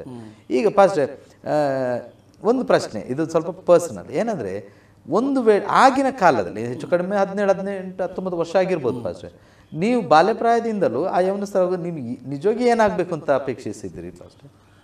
ಅದರ್ ದೆನ್ ಈಗ ಅದಲ್ಲದೆ ಗಾಸ್ಪಲ್ ಅಲ್ಲದೆ ಸ್ವಾರ್ಥಿಕರಲ್ಲದೆ ಏನು, ಯಾಕಂದರೆ ನಿಮಗೆ ಸಡನ್ ಕಾಲ್ ಬಂದದ್ದು ಪಾಸ್ಟರ್, ಒಂದು ಮನಸ್ಸಲ್ಲಿ ಏನಾಗಬೇಕು, ಒಂದು ಅಲ್ಲಿ ಟೀಚರ್ ಆಗಬೇಕು ಅಂತ ಇತ್ತ ಅಥವಾ ಬೇರೆ ಏನಾದರೂ ಯಾವುದು ಆಸೆ ಇತ್ತು? ಅಲ್ಲ, ನನಗೆ ಆಗ ಆ ಸಂದರ್ಭದಲ್ಲಿ ನಮ್ಮ ಮನೆ ಭಾಳ ಕಷ್ಟದಲ್ಲಿ ಬಡತನದಲ್ಲಿ ಇದ್ದದರಿಂದ ಏನಾದರೂ ಒಂದು ಉದ್ಯೋಗ ಮಾಡಿಕೊಂಡು, ಸರ್ಕಾರಿ ಉದ್ಯೋಗ ಏನಾದ್ರು ಒಂದು ಸ್ವಲ್ಪ ಕಲಿಬೇಕು, ಏನಾದ್ರು ಸರ್ಕಾರಿ ಉದ್ಯೋಗ ಮಾಡಿಕೊಂಡು ಜೀವನ ಮಾಡಬೇಕು, ಕಂಫರ್ಟಾಗಿರಬೇಕು ಅನ್ನೋದೊಂದು ಸಣ್ಣ ಫೀಲಿಂಗ್ ಇತ್ತು. ಆದರೆ ಒಮ್ಮೆ ನನಗೆ ಯಾವಾಗ ನಾನು ಯೇಸು ಕ್ರಿಸ್ತನ ಹೃದಯ ರಕ್ಷಕನ ಅಂಗೀಕಾರ ಮಾಡಿಕೊಂಡು ನನ್ನ ಟೋಟಲ್ ವಿಷನೇ ಚೇಂಜ್ ಆಯ್ತು. ಈ ಒಂದೇ ಗುರಿ, ಒಂದೇ ಆಸೆ, ನಾನು ದೇವರ ಸೇವೆ ಮಾಡಬೇಕಂತೇಳಿ. ಆದರೆ ಅದು ಹೇಗೆ ಸಂದರ್ಭ ಬರುತ್ತೋ ನಾನು ಅವಕಾಶಕ್ಕಾಗಿ ನಾನು ಕಾಯ್ತಾ ಇದ್ದೆ. ಮತ್ತು ಒಂದಂತೂ ನಾನು ಹೇಳಬಲ್ಲೆ, ಇಷ್ಟು ವರ್ಷ ಸೇವೆ ಮಾಡಿದ್ದೇನಲ್ಲ, ಇದುವರೆಗೆ ಸೇವೆ ಮಾಡಿ ನನಗೆ ಬೇಜಾರಾದದ್ದಿಲ್ಲ. ಇದರಲ್ಲಿ ನನಗೆ ಸಂತೋಷ ಬಿಟ್ಟರೆ ಅಲ್ಲ, ಇನ್ನು ಸಂತೋಷವೇ ಬಿಟ್ಟರೆ ಬೇಜಾರಂತ ನೀವು ಹೇಳಲಿಕ್ಕಿಲ್ಲ. ಎರಡನೇದಾಗಿ ನನಗೆ ಇನ್ನೂ ಮಾಡಬೇಕಾದದ್ದು ಬಹಳ ಉಂಟು ಅಂತ ಇನ್ನೂ ನನ್ನ ಮನಸ್ಸನ್ನು ಹೇಳ್ತಾ ಉಂಟು. ಒಂದೊಂದು ಸಂದರ್ಭದಲ್ಲಿ ನಾನು ಇನ್ನೂ ಮಾಡಬೇಕಾದ ರೀತಿಯಲ್ಲಿ ನನ್ನ ಕರ್ತನಿಗಾಗಿ ಮಾಡಲಿಲ್ವೋ ಏನೋ ಮತ್ತೊಂದು ಅಳಕು ಸಹ ನನ್ನ ಹೃದಯದಲ್ಲಿದೆ. ನಾನು ಇನ್ನೂ ಆ ಕರ್ತನ ಏನೇನು ಬಯಸಿದ್ದು ಅದನ್ನೆಲ್ಲ ಮಾಡಲಿಲ್ವೇನೋ ಅಂತ ಅನ್ನೋಷ್ಟರ ಮಟ್ಟಿಗೂ ನನಗೆ ಮನಸ್ಸಿನಲ್ಲಿ ಉಂಟು. ಆದರೆ ಒಂದಂತೂ ಸಂತೋಷ, ಕರ್ತನ ಸೇವೆಯಲ್ಲಿ ಕರ್ತನ ಸೇವೆ ನಾನು ಸಂತೋಷದಿಂದ ಮಾಡಿದ್ದೇನೆ, ಮಾಡ್ತಾ ಬಂದಿದ್ದೇನೆ. ಅದರ ಅರ್ಥ ಎಲ್ಲ ದಿನ ಸಂತೋಷ ಇತ್ತಂತಲ್ಲ. ಇಡೀ ಸೇವೆ ಉದ್ದಕ್ಕೂ ಸಹ ಏರುಪೇರುಗಳು, ದುಃಖದ ದಿನಗಳು, ಕಷ್ಟದ ದಿನಗಳು, ಕಣ್ಣೀರಿನ ದಿನಗಳು, ಸಂತೋಷದ ದಿನಗಳು ಅನೇಕ ರೀತಿಯಲ್ಲಿ ಇವೆ. ಆದರೆ ಇವೆಲ್ಲವುಗಳ ಮಧ್ಯದಲ್ಲಿ ಸಹ ಎಲ್ಲ ಗ್ರಹಿಕೆಯನ್ನು ಮೀರುವ ದೇವರ ಸಮಾಧಾನ ನನ್ನೊಳಗಿರೋದರಿಂದ ಇದೆಲ್ಲವನ್ನು ಮುಚ್ಚಾಕಿ ಇವತ್ತು ಸಂತೋಷವಾಗಿ ಇಷ್ಟು ವರ್ಷ ಸೇವೆ ಮಾಡಲಿಕ್ಕೆ ದೇವರು ಕೃಪೆ ಕೊಟ್ಟಿದ್ದಾನೆ. ಮತ್ತು ಒಂದಂತ ಹೇಳಬಲ್ಲೆ, ದೇವರ ಸೇವೆಗೆ ಮಾತ್ರ ರಿಟೈರ್ಮೆಂಟ್ ಅಂತ ಇಲ್ಲ. ಉಸಿರು ಹೋಗೋ ತನಕ ಯಾವ ರೀತಿ ಯೇಸು ಸ್ವಾಮಿ ಶಿಲುಬೆಯಲ್ಲಿ ಇನ್ನೇನು ಸಾಯ್ತೇನೆ ಅಂತ ಹೇಳುವಂಥ ಕಡೇ ಕ್ಷಣದಲ್ಲಿ ಸಹ ಒಬ್ಬ ವ್ಯಕ್ತಿಗೆ ಸುವಾರ್ತೆಯನ್ನು ಹೇಳಿ ನೀನು ಈ ಹೊತ್ತೇ ನನ್ನ ಸಂಗಡ ಪರದೇಶಿನಲ್ಲಿರುವೆ ಅಂತ ಹೇಳಿದನಲ್ಲ, ನನ್ನ ಆಸೆ ಅಷ್ಟೇ. ಕಡೇ ಕ್ಷಣದಲ್ಲಿ ಆದರೂ ಸಹ ಒಬ್ಬ ವ್ಯಕ್ತಿಗೆ ಒಂದು ಸುವಾರ್ತೆ ಹೇಳಿ ನನ್ನೊಂದಿಗೆ ಅವನನ್ನು ಪರಲೋಕ ಕರ್ಕೊಂಡು ಹೋಗಬೇಕು ಅನ್ನೋದೇ ನನ್ನ ಹೃದಯದ ಅಂತರಾಳದ ಆಸೆ. ಪ್ರೇರನ್, ನೀವು ವೀಕ್ಷಿಸ್ತಿರುವಂಥದ್ದು ಆಸರೆ ಟಿವಿಯಲ್ಲಿ ಸುವಾರ್ತಿಕ ಎನ್ನುವಂಥ ಕಾರ್ಯಕ್ರಮವನ್ನು ನೀವು ವೀಕ್ಷಿಸ್ತಾ ಇದ್ದೀರಿ. ನಮ್ಮೊಂದಿಗೆ ಪಾಸ್ಟರ್ ಜೋಸೆಫ್ ಜಮಖಂಡಿ ಅವರಿದ್ದಾರೆ.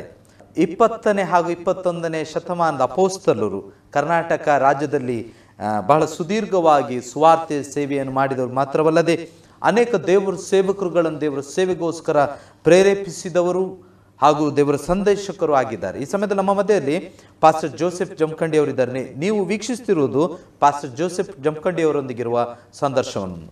ಪಾಸ್ಟರ್, ಇನ್ನೊಂದು ಪ್ರಶ್ನೆ ಹೇಳಿ. ನಮಗೆ ಅನೇಕ ಸಾಕ್ಷಿಗಳನ್ನು ನಾವು ಕೇಳಿದ್ದೇವೆ. ಅದರಲ್ಲಿ ಕರಪತ್ರದ ಮೂಲಕವಾಗಿ ನೀವು ಅಂದರೆ ಅಟ್ ಪ್ರೆಸೆಂಟ್ ಈಗಿನ ಕಾಲದಲ್ಲಿ ಅವುಗಳೆಲ್ಲ ಸ್ವಲ್ಪ ಕಡಿಮೆ ಆಗಿದೆ ಕರಪತ್ರಗಳನ್ನು. ಇನ್ಫ್ಯಾಕ್ಟ್ ನನ್ನ 12ನೇ ವರ್ಷ ಪ್ರಾಯದಲ್ಲಿ ನೀವೇ ನನಗೊಂದಿಷ್ಟು ಬಂಡಲ್ ಕೊಟ್ಟು ಕರಪತ್ರ ಹಂಚಲಿಕ್ಕೆ ಮಲ್ಪೆ ಕಡೆಗೆ ಬಿಟ್ಟಿದ್ರಿ. ನಾನು ಆ ಸ್ಥಳಗಳಿಗೆ ನಾನು ಹೇಳ್ತೇನೆ, ನಾನು ತುಂಬ ವರ್ಷಗಳ ಹಿಂದೆ ನಾನು ಹೋದದ್ದು ನನಗೆ ಇನ್ನೂ ನೆನಪಿದೆ ಆ ಸ್ಥಳಗಳಲ್ಲಿ.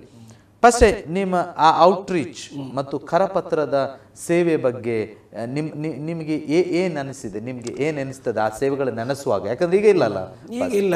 ಆದರೆ ಒಂದು ನೋಡಿ, ದೇವರು ಯೇಸು ಸ್ವಾಮಿ ಲೋಕ ಬಿಟ್ಟು ಹೋಗುವಾಗ ಒಂದು ಮಾತು ಹೇಳಿ ಹೋದ, ನೀವು ಜಗತ್ತಿಗೆಲ್ಲ ಹೋಗಿ ಎಲ್ಲ ಜನರಿಗೆ ನನ್ನ ಸುವಾರ್ತೆಯನ್ನು ಹೇಳಿ, ಎಲ್ಲರಿಗೂ ಸುವಾರ್ತೆಯನ್ನು ಸಾರಿ ಜನರನ್ನು ನನ್ನ ಶಿಷ್ಯರನ್ನಾಗಿ ಮಾಡ್ರಿ ಅಂತಂದ. ಕ್ರಿಶ್ಚಿಯನ್ರಾಗಿ ಮಾಡ್ಲಿ ಹೇಳಿಲ್ಲ, ನನ್ನ ಶಿಷ್ಯರನ್ನಾಗಿ. ಅಂದ್ರೆ ನಾವು ಶಿಷ್ಯರು, ಅವನು ನಮ್ಮ ಗುರು. ಆ ಗುರುವನ್ನು ಹಿಂಬಾಲಿಸೋರಷ್ಟೇ ನಾವು. ಶಿಷ್ಯರನ್ನಾಗಿ ಮಾಡ್ರಿ. ಹಾಗೆ ನೀವು ಸಾರೋ ಸುವಾರ್ತೆಯನ್ನು ಕೇಳಿ ಯಾರು ಶಿಷ್ಯರಾಗ್ತಾರೋ ಅವರಿಗೆ ತಂದೆ, ಮಗ, ಪರಿಶುದ್ಧಾತ್ಮನ ಹೆಸರಲ್ಲಿ ದೀಕ್ಷಾಸನ ಮಾಡಿಸಿರಿ. ಮತ್ತು ನಾನು ನಿಮ್ಗೆ ಏನೇನು ಬೋಧಿಸಿದೇನೋ ಅದನ್ನೆಲ್ಲ ಅವರಿಗೂ ಬೋಧಿಸಿ ಅವರನ್ನು ನಂಬಿಕೆಯಲ್ಲಿ ದೃಢಪಡಿಸಿ ಬೆಳೆಸಿರಿ ಎಂಬುದಾಗಿ ಹೇಳಿದ್ದಾನೆ. ಈಗ ನಾವು ಸುವಾರ್ತೆ ಸಾರಲಿಕ್ಕೆ ಮೊದಲನೇ ಪ್ರೇರಣೆ ಯೇಸು ಕ್ರಿಸ್ತನೇ. ಯಾಕಂದ್ರೆ ಯೇಸು ಸ್ವಾಮಿ ಸೇವೆಗೆ 33.5 ವರ್ಷ ಆತನ ಲೋಕದಲ್ಲಿದ್ದ. 30 ವರ್ಷ ಆತನ ಜೀವನ ಟೋಟಲಿ ಖಾಸಗಿಯಾಗಿತ್ತು. 30 ವರ್ಷ ಆಗುವಾಗ ಆತನು ಸ್ನಾನಿಕನಾದ ಯೋಹಾನ ಬಳಿಗೆ ಬಂದು ಯೋರ್ದಾನದಲ್ಲಿ ದೀಕ್ಷಾಸನ ಮಾಡಿಸಿಕೊಂಡ ನಂತರ ತನ್ನದೇ 12 ಮಂದಿ ಶಿಷ್ಯರನ್ನು ಕಟ್ಟಿಕೊಂಡು ಆ ಕಡೆ ತನ್ನ ಜೀವನದ ಬರೀ 3.5 ವರ್ಷ ಇಡೀ ಇವತ್ತು ನಾವೇನು ಹೇಳ್ತೀವಿ ಇಸ್ರಾಯೇಲ್ ದೇಶ, ಅವತ್ತಿನ ದಿವಸಗಳಲ್ಲಿ ಭೌಗೋಳಿಕವಾಗಿ ಯೂದಾಯ, ಗಲಿಲಾಯ, ಸಮಾರ್ಯ ಅಂತೇಳಿ ಸೀಮೆಗಳಂತ ಕರೀತಾ ಇದ್ದರು. ಈ 12 ಮಂದಿ ಶಿಷ್ಯರನ್ನ ಕಟ್ಟಿಕೊಂಡು ಇಡೀ ಆ ದೇಶವನ್ನೇ ಬರೀ ಕಾಲ್ನಡಿಗೆಯಲ್ಲಿ ಜಾಲಾಡಿಸಿದಾನೆ ಆತನು ಹೋಗದೇ ಇರುವ ಹಳ್ಳಿಗಳಿಲ್ಲ, ಪಟ್ಟಣಗಳಿಲ್ಲ, ಆತನು ಹೋಗದೇ ಇರುವಂಥ ಗುಡ್ಡಗಳಿಲ್ಲ, ತಗ್ಗುಗಳಿಲ್ಲ. ಅಷ್ಟು ಮೈ ಮುರಿದು ಸೇವೆ ಮಾಡಿದ. ಹಗಲಂತಿಲ್ಲ, ರಾತ್ರಿ ಅಂತಿಲ್ಲ, ಊಟ ಇದೆಯೋ ಊಟ ಇಲ್ವೋ, ನಿದ್ರೆ ಇದೆಯೋ ನಿದ್ರೆ ಇಲ್ವೋ, ಏನು ಬೇಜಾರಿಲ್ಲದೇನೆ ಯೇಸು ಸೇವೆ ಮಾಡಿದ. ಆತನಿರಿದಂಥ ಹುಮ್ಮಸ ಶಿಷ್ಯರಿಗೆ ಪ್ರೇರಣೆಯಾಗಿತ್ತು. ಆ ಥರ ಶಿಷ್ಯರನ್ನು ಟ್ರೈನ್ ಅಪ್ ಮಾಡಿದ. ಆ ರೀತಿ ಅದಕ್ಕೋಸ್ಕರ ಗ್ರೇಟ್ ಟೀಚರ್, ಮಾಸ್ಟರ್. ನಿಜ. ಆತನು ಏನು ಮಾಡಿದ? ಆತನು ಮೊದಲು ಯೇಸುಸ್ವಾಮಿಗೆ ಈ ಲೋಕದಲ್ಲಿ ನಾಶವಾಗಿ ಹೋಗುವಂಥ ಆತ್ಮಗಳ ಬಗ್ಗೆ ಆತನು ಭಾಳ ಚಿಂತೆ ಉಳ್ಳವನಾಗಿದ್ದ. ಅದಕ್ಕಾಗಿ ಒಂದ್ಸರಿ ಯೇಸುಸ್ವಾಮಿ ಶಿಷ್ಯರಿಗೆ ಹೇಳ್ತಾನೆ, ಬೆಳೆಯು ಬಹಳ, ಕೆಲಸದವರು ಸ್ವಲ್ಪ ಜನ, ಆದ್ದರಿಂದ ಬೆಳೆ ಯಜಮಾನ ಹತ್ರ ಕೊಯ್ಯೋರಿಗೋಸ್ಕರವಾಗಿ ನೀವು ಬೇಡಿಕೊಳ್ಳ್ರಿ.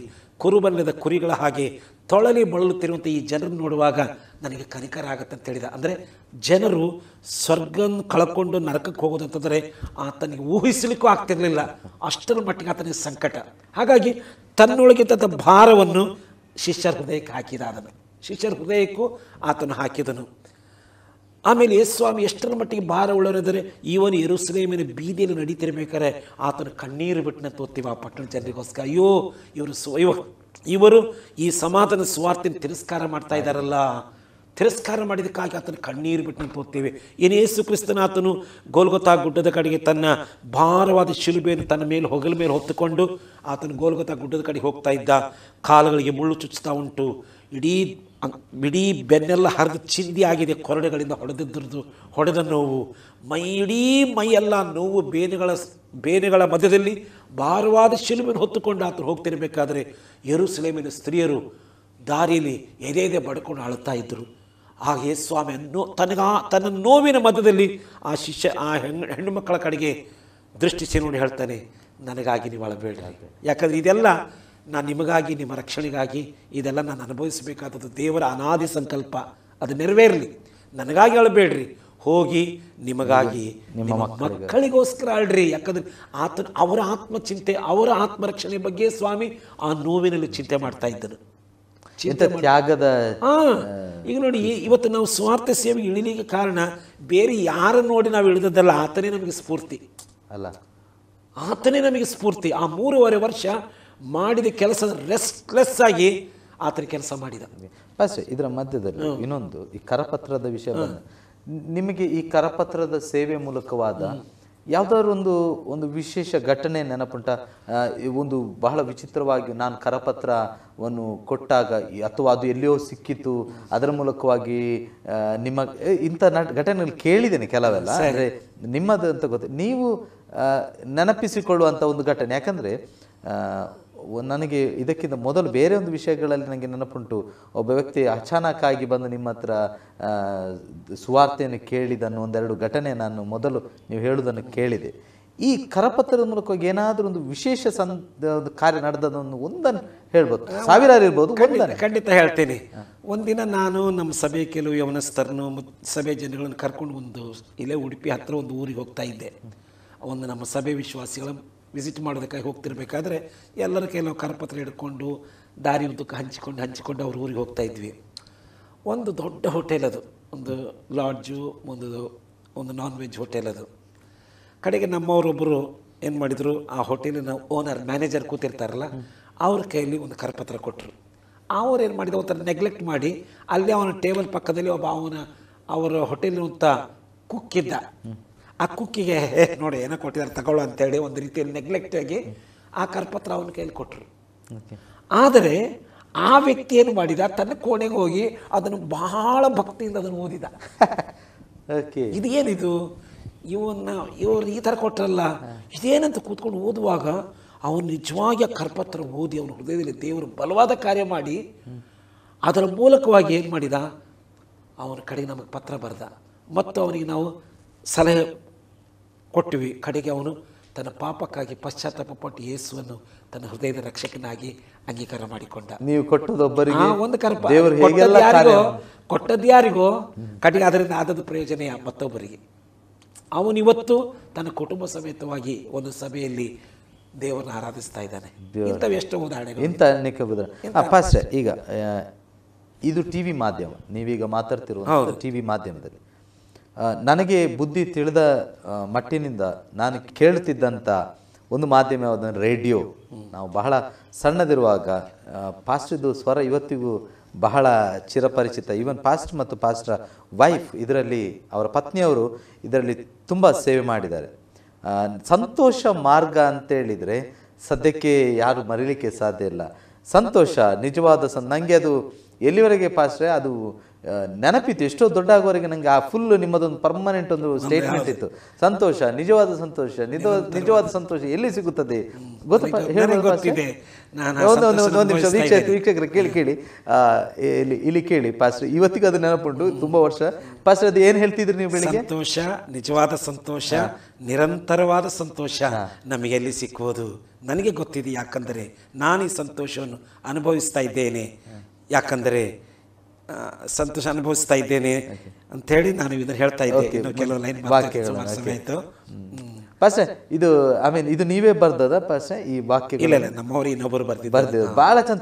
ಯಾಕಂದ್ರೆ ಪ್ರೋಗ್ರಾಮ್ ಸಂತೋಷ ಮಾರ್ಗ ಕಾರ್ಯಕ್ರಮ ಪ್ರಾರಂಭ ಆಗುವಾಗಲೇ ಈ ಸ್ಟೇಟ್ಮೆಂಟ್ ಅನ್ನು ನೀವು ಮಾಡ್ತಿದ್ದೀರಿ. ತುಂಬಾ ಸಣ್ಣ ಹುಡುಗ ನಾನು ಆಗ.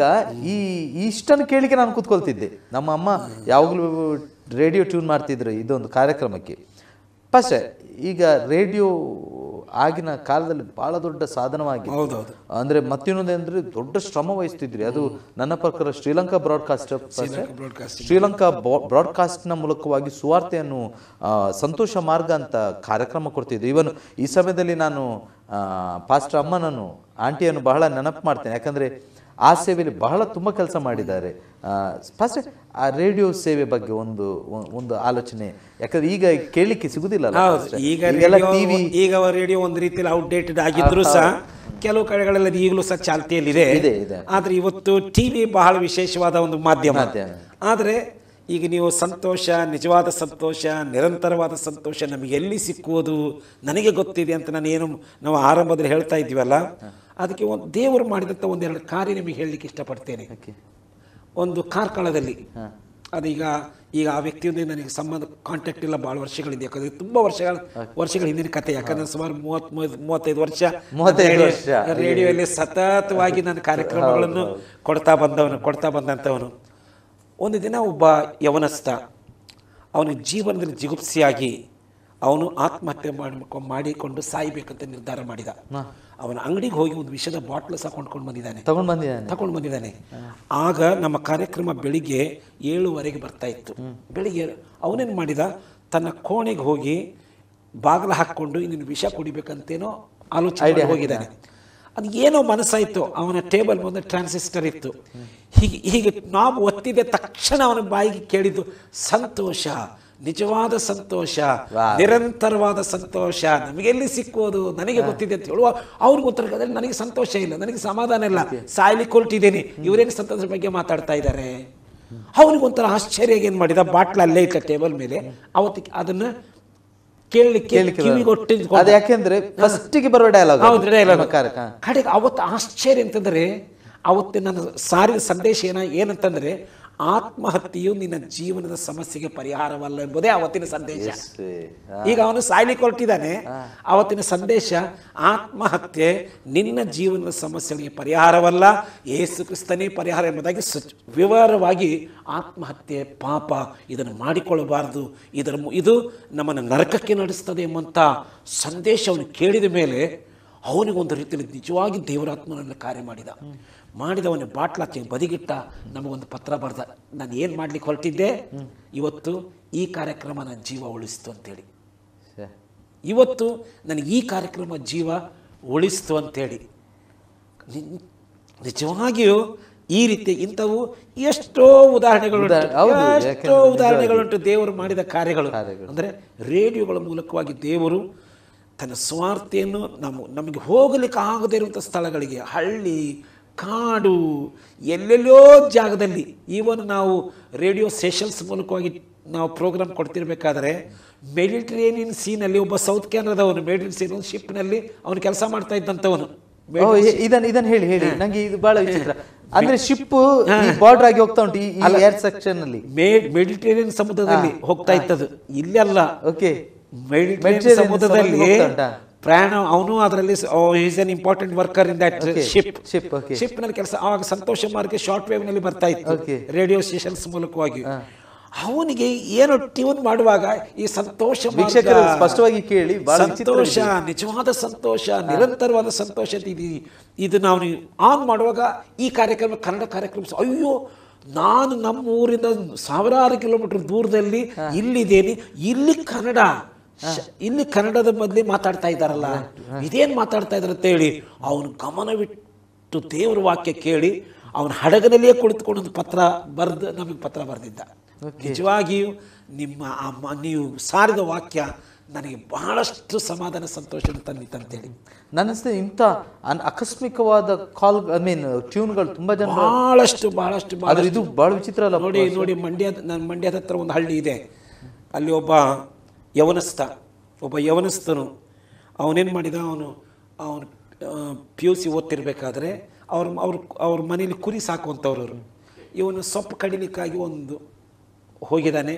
ಅವನು ಮರ ಹತ್ತಿ ಒಂದು ಟೊಂಗೆ ಹಿಡ್ಕೊಂಡು ಅವನು ಗೆಲ್ಲು ಕಡಿತಾ ಇದ್ದ. ಪಕ್ಕನೆ ಹಿಡಿದಂಥ ಈ ಗೆಲ್ಲು ಮುರಿದು ಹೋಯ್ತು. ಮುರಿದು ಕೆಳಗೆ ಬಿದ್ದದ ಹೊಡೆತಕ್ಕೆ ಅವನ ಸ್ಪೈನಲ್ ಕಾರ್ಡಿಗೆ ಪ್ರಾಬ್ಲಮ್ ಆಗಿ ಅವನ ಎರಡು ಈ ಕಾಲಿನ ಮೇನ್ ನರ್ವ್ ಕಟ್ಟಾಗಿ ಹೋಯ್ತು. ಕಟ್ಟಾಗಿ ಸ್ಪೈನಲ್ ಕಾರ್ಡ್ ಮುರಿದೋಯ್ತು. ಸ್ಪೈನಲ್ ಕಾರ್ಡ್ನಿಂದ ಪ್ರಾಬ್ಲಮ್ ಆಗಿ ಮೇಲಿನ ನರ್ವ್ಸ್ ಎರಡು ಆಗಿ ಇಲ್ಲಿಂದ ಟೋಟಲಿ ಅವನು ಡೆಡ್ ಆದ. ಮೇಲೆ ಮಾತ್ರ ಸ್ಪರ್ಶ, ಇಲ್ಲಿಂದ ಕೆಳಗೆ ಸ್ಪರ್ಶ ಇಲ್ಲ. ಅವನ ತಂದೆ ತಾಯಿಗಳು ಎಷ್ಟೆಲ್ಲ ಕಡೆ ಟ್ರೀಟ್ಮೆಂಟ್ ಹೇಳಿದ್ರು ಎಲ್ಲಿ ಹೋದರೂ ಇವನಿಗೆ ಗುಣ ಆಗಲ್ಲ, ಇವನು ಹೀಗೆ ಲೈಫ್ ಲಾಂಗ್ ಅಂತೇಳಿ. ಕಡೆಗೆ ಅದೊಂದು ಹಳ್ಳಿ ಅದು.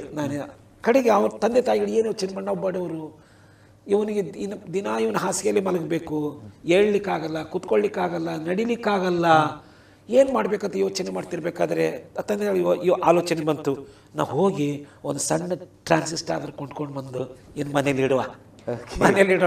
ಇವನು ನಾವೆಲ್ಲ ಆಚೆ ಈಚೆ ಕೆಲ್ಸಕ್ಕೆ ಹೋಗಿರ್ತೇವೆ, ಅದನ್ನು ಆನ್ ಮಾಡಿ. ಆಗ ಟಿವಿಗಳೆಲ್ಲ ಅಷ್ಟೊಂದು ಚಾಲ್ತಿ ಇರಲಿಲ್ಲ. ಒಂದು ರೇಡಿಯೋನಾದ್ರೂ ತಂದು ಕೊಡುವ. ಕಡೆಗೆ ಇವನು ಹೀಗೆ ಏನೇನೋ ಕಾರ್ಯಕ್ರಮ, ಬರುವಂಥ ಎಲ್ಲ ಕಾರ್ಯಕ್ರಮ ಕೇಳ್ತಿದ್ದ, ಟೈಮ್ ಪಾಸ್ ಮಾಡ್ತಿದ್ದ. ಒಂದು ದಿನ ಮುಂಚಾನೆ ಸಡನ್ ಆಗಿ ಇವನು ಹಿಂಗೆ ಆನ್ ಮಾಡುವಾಗ ನಮ್ಮ ಸಂತೋಷ ಮಾರ್ಗ ಕಾರ್ಯಕ್ರಮ ಅವನು ಕೇಳ್ತಾ ಅವನಿಗೆ ಏನಾಯ್ತು ಅನ್ನೋ ಗೊತ್ತಿಲ್ಲ. ಬಹಳ ಒಂದು ರೀತಿಯಲ್ಲಿ ಅವನು ಆಕರ್ಷಿತನಾಗಿ ಕಡೆಗೆ ನಮಗೆ ಒಂದು ಪತ್ರ ಬರೆದ ಹೀಗೆ ನನ್ನ ಜೀವನ ಈ ಥರ ಅಂತೇಳಿ. ಕಡೆಗೆ ನಾನು ಕೆಲವರು ಕರ್ಕೊಂಡು ಸೀದಾ ಅವನು ಮಂಡ್ಯದ ಹತ್ರ ಅಂತ ಹಳ್ಳಿನ ಹುಡುಕೊಂಡು ಹೋದ್ವಿ. ನೀವು ಇಲ್ಲಿಂದ ಹುಡುಕೊಂಡು ಹೋಗಿ ಅವನನ್ನು ಭೇಟಿಯಾಗಿ, ಅವನ ಕುಟುಂಬದವ್ರನ್ನ ಭೇಟಿಯಾಗಿ ಅವನಿಗೋಸ್ಕರ ಪ್ರಾರ್ಥನೆ ಮಾಡಿದೆವು. ಅವನಿಗೆ ದೇವರ ವಾಕ್ಯ ಹಂಚಿದೆವು. ಅವನು ಯೇಸು ಸ್ವಾಮಿಗೆ ತನ್ನ ಹೃದಯ ಒಪ್ಪಿಸಿಕೊಟ್ಟ. ಮತ್ತು ನನ್ನ ಬಾಳಲ್ಲಿ, ನನ್ನ ಇಡೀ ಲೈಫಿನ ಮಿನಿಸ್ಟ್ರಿಯಲ್ಲಿ ಅವನಿಗೆ ಕರ್ಕೊಂಡು ಹೋಗಿ ಒಂದು ಚಾನಲ್ ದೀಕ್ಷಾಸನ ಕೊಟ್ಟದ್ದು ಮಾತ್ರ ಮರೀಲಿಕ್ಕಾಗಲ್ಲ. ಯಾಕಂದರೆ 4-6 ಜನ ಹೀಗೆ ಅವನನ್ನು ಹೊತ್ತುಕೊಂಡು ಎಲ್ಲರ ಸಮೇತ ತಗೊಂಡೋಗಿ ಅವನನ್ನು ನೀರಲ್ಲಿ ಮುಳುಗಿಸಿ ಎಬ್ಬಿಸಿದಂಥ ಆ ಘಟನೆ ಮರೆಯೋಕ್ಕೆ ಸಾಧ್ಯ ಇಲ್ಲ. ಆದರೆ ನಾನು ಯಾಕೆ ಇದನ್ನು ಹೇಳ್ತಂದರೆ, ಅವನು ಅಂದು ಯೇಸು ಸ್ವಾಮಿಗೆ ತನ್ನ ಹೃದಯ ಒಪ್ಪಿಸಿಕೊಟ್ಟ, ದೀಕ್ಷಾಸನ ತಗೊಂಡ. ಅವನು ಎಷ್ಟು ಸಂತೋಷವುಳ್ಳನಾಗಿದೆ ಅಂತಂದರೆ, ಇಲ್ಲಿಂದ ಇಲ್ಲಿ ತನಕ ಡೆಡ್, ಅವನು ಟೋಟಲಿ ಡೆಡ್. ಆದರೆ ಮೇಲೆ ಮಾತ್ರ ಜೀವ ಇದೆ. ಯಾವಾಗಲೂ ಅವನು ಹಾಸಿಗೆ ಮೇಲಿನೇ. ಆದರೆ ಇವತ್ತು ಅವನ ಬೆಡ್ ಮೇಲೆ ಮಲಕೊಂಡೇ ಒಬ್ಬ ಸ್ವಾರ್ಥಿಕನಾಗಿದ್ದಾನೆ. ಒಬ್ಬ ಸ್ವಾರ್ಥಿಕನು ಯಾರೇ ಅವನ ಮನೆಗೆ ಬರಲಿ ಹೋಗಲಿ ಅವರಿಗೆಲ್ಲ ಯೇಸುವಿನ ಪ್ರೀತಿ ಸ್ವಾರ್ಥನ ಸಾರ್ತಾನೆ. ತನಗೆ ಇದ್ರ ಬಗ್ಗೆ ಅವನಿಗೆ ಬೇಜಾರೇ ಇಲ್ಲ. ಈಗ ಅವನಿಗೆ ಈಗ ಅವನಿಗೆ ಸಮಾಧಾನ ಸಿಕ್ಕಿದೆ, ಸಂತೋಷ ಸಿಕ್ಕಿದೆ, ನನ್ನ ಪಾಪ ಕ್ಷಮಾಪಣೆ ಆಗಿದೆ, ನಾನು ದೇವರ ಮಗನಾಗಿದ್ದೇನೆ, ನನಗೆ ಮರಣದ ಬಗ್ಗೆ ಭಯ ಇಲ್ಲ, ಯಾವಗಳಿಗೆ ನಾನು ಸತ್ರು ಸಹ ನಾನು ಪರಲೋಕಕ್ಕೆ ಹೋಗ್ತೇನೆ, ನಾನು ದೇವರ ಹತ್ರ ಹೋಗ್ತೇನೆ, ನಿತ್ಯ ಜೀವದ ನಿರೀಕ್ಷೆ ಅವನಿಗೆ ಸಿಕ್ಕಿರುವುದರಿಂದ ಇದು ಅವನಿಗೆ ವಿಷಯನೇ ಅಲ್ಲ. ಈಗ ಬಂದವರಿಗೆ ಹೋದವರಿಗೆಲ್ಲ ಸುವಾರ್ತೆ ಸಾರೋದು. ನಾವು ಆಗಾಗ್ಗೆ ಆ ಊರಿಗೆ ಹೋಗ್ತಾ ಇರ್ತೇವೆ, ಪ್ರಾರ್ಥನೆ ಈಗಲೂ ಕಾಂಟ್ಯಾಕ್ಟ್ ಇದ್ದೇವೆ, ಈಗಲೂ ಅಲ್ಲಿ ಹೋಗಿ ಕೂಟ ನಡೆಸ್ತೇವೆ. ಆ ವ್ಯಕ್ತಿಯ ಮೂಲಕವಾಗಿ ನಮಗೆ ಮಂಡ್ಯ ಪಟ್ಟಣದಲ್ಲಿ ಒಂದು ಸೇವೆ ಮಾಡಲಿಕ್ಕೆ ದೇವರು ಬಾಗಿಲು ತೆರೆದ. ಈಗ ನಮ್ಮ ಸಭೆಯಿಂದಲೇ ಒಂದು ಕುಟುಂಬ ಈಗ 13-14 ವರ್ಷದಿಂದ ಹೋಗಿ ಅಲ್ಲಿ ಕರ್ತನ ಸೇವೆ ಮಾಡಿ ಈಗ ಒಂದು ದೇವ್ರ ದಯಿಂದ ಆತನ ಮೂಲಕ ಅದೇ ಇದು ರೂಟ್ನಿಂದ ಒಂದು ಒಳ್ಳೆ ಸಭೆಯಲ್ಲಿ ಈಗ ಇದೆ, ಒಳ್ಳೆ ಸಭೆ. ಹಾಗಾದ್ರೆ ನಾನು ಅನಿಸ್ತೇನೆ ರೇಡಿಯೋ ಸೇವೆ ಬಹಳ ಪವರ್ಫುಲ್. ನೋಡಿ, ನನಗೆ ಈಗ ಒಂದು ಕಳೆದ ತಿಂಗಳಲ್ಲಿ ಬ್ಯಾಂಗ್ಳೂರಿಂದ ಒಂದು ಟೀಮ್ ಬಂದಿತ್ತು ನಮ್ಮ ಚರ್ಚಿಗೆ. ಒಂದಿನ ಉಪವಾಸ ಪ್ರಾರ್ಥನೆಗೆ ಬಂದಾಗ ಒಬ್ಬ ಪಾಸ್ಟ್ರು ಅವ್ರ ಗೆಸ್ಟ್ ಆಗಿ ಅವರು ಟೀಮ್ನಲ್ಲಿದ್ದವರು ಪ್ರಸಂಗ ಮಾಡ್ತಾ ಇದ್ದಾರೆ.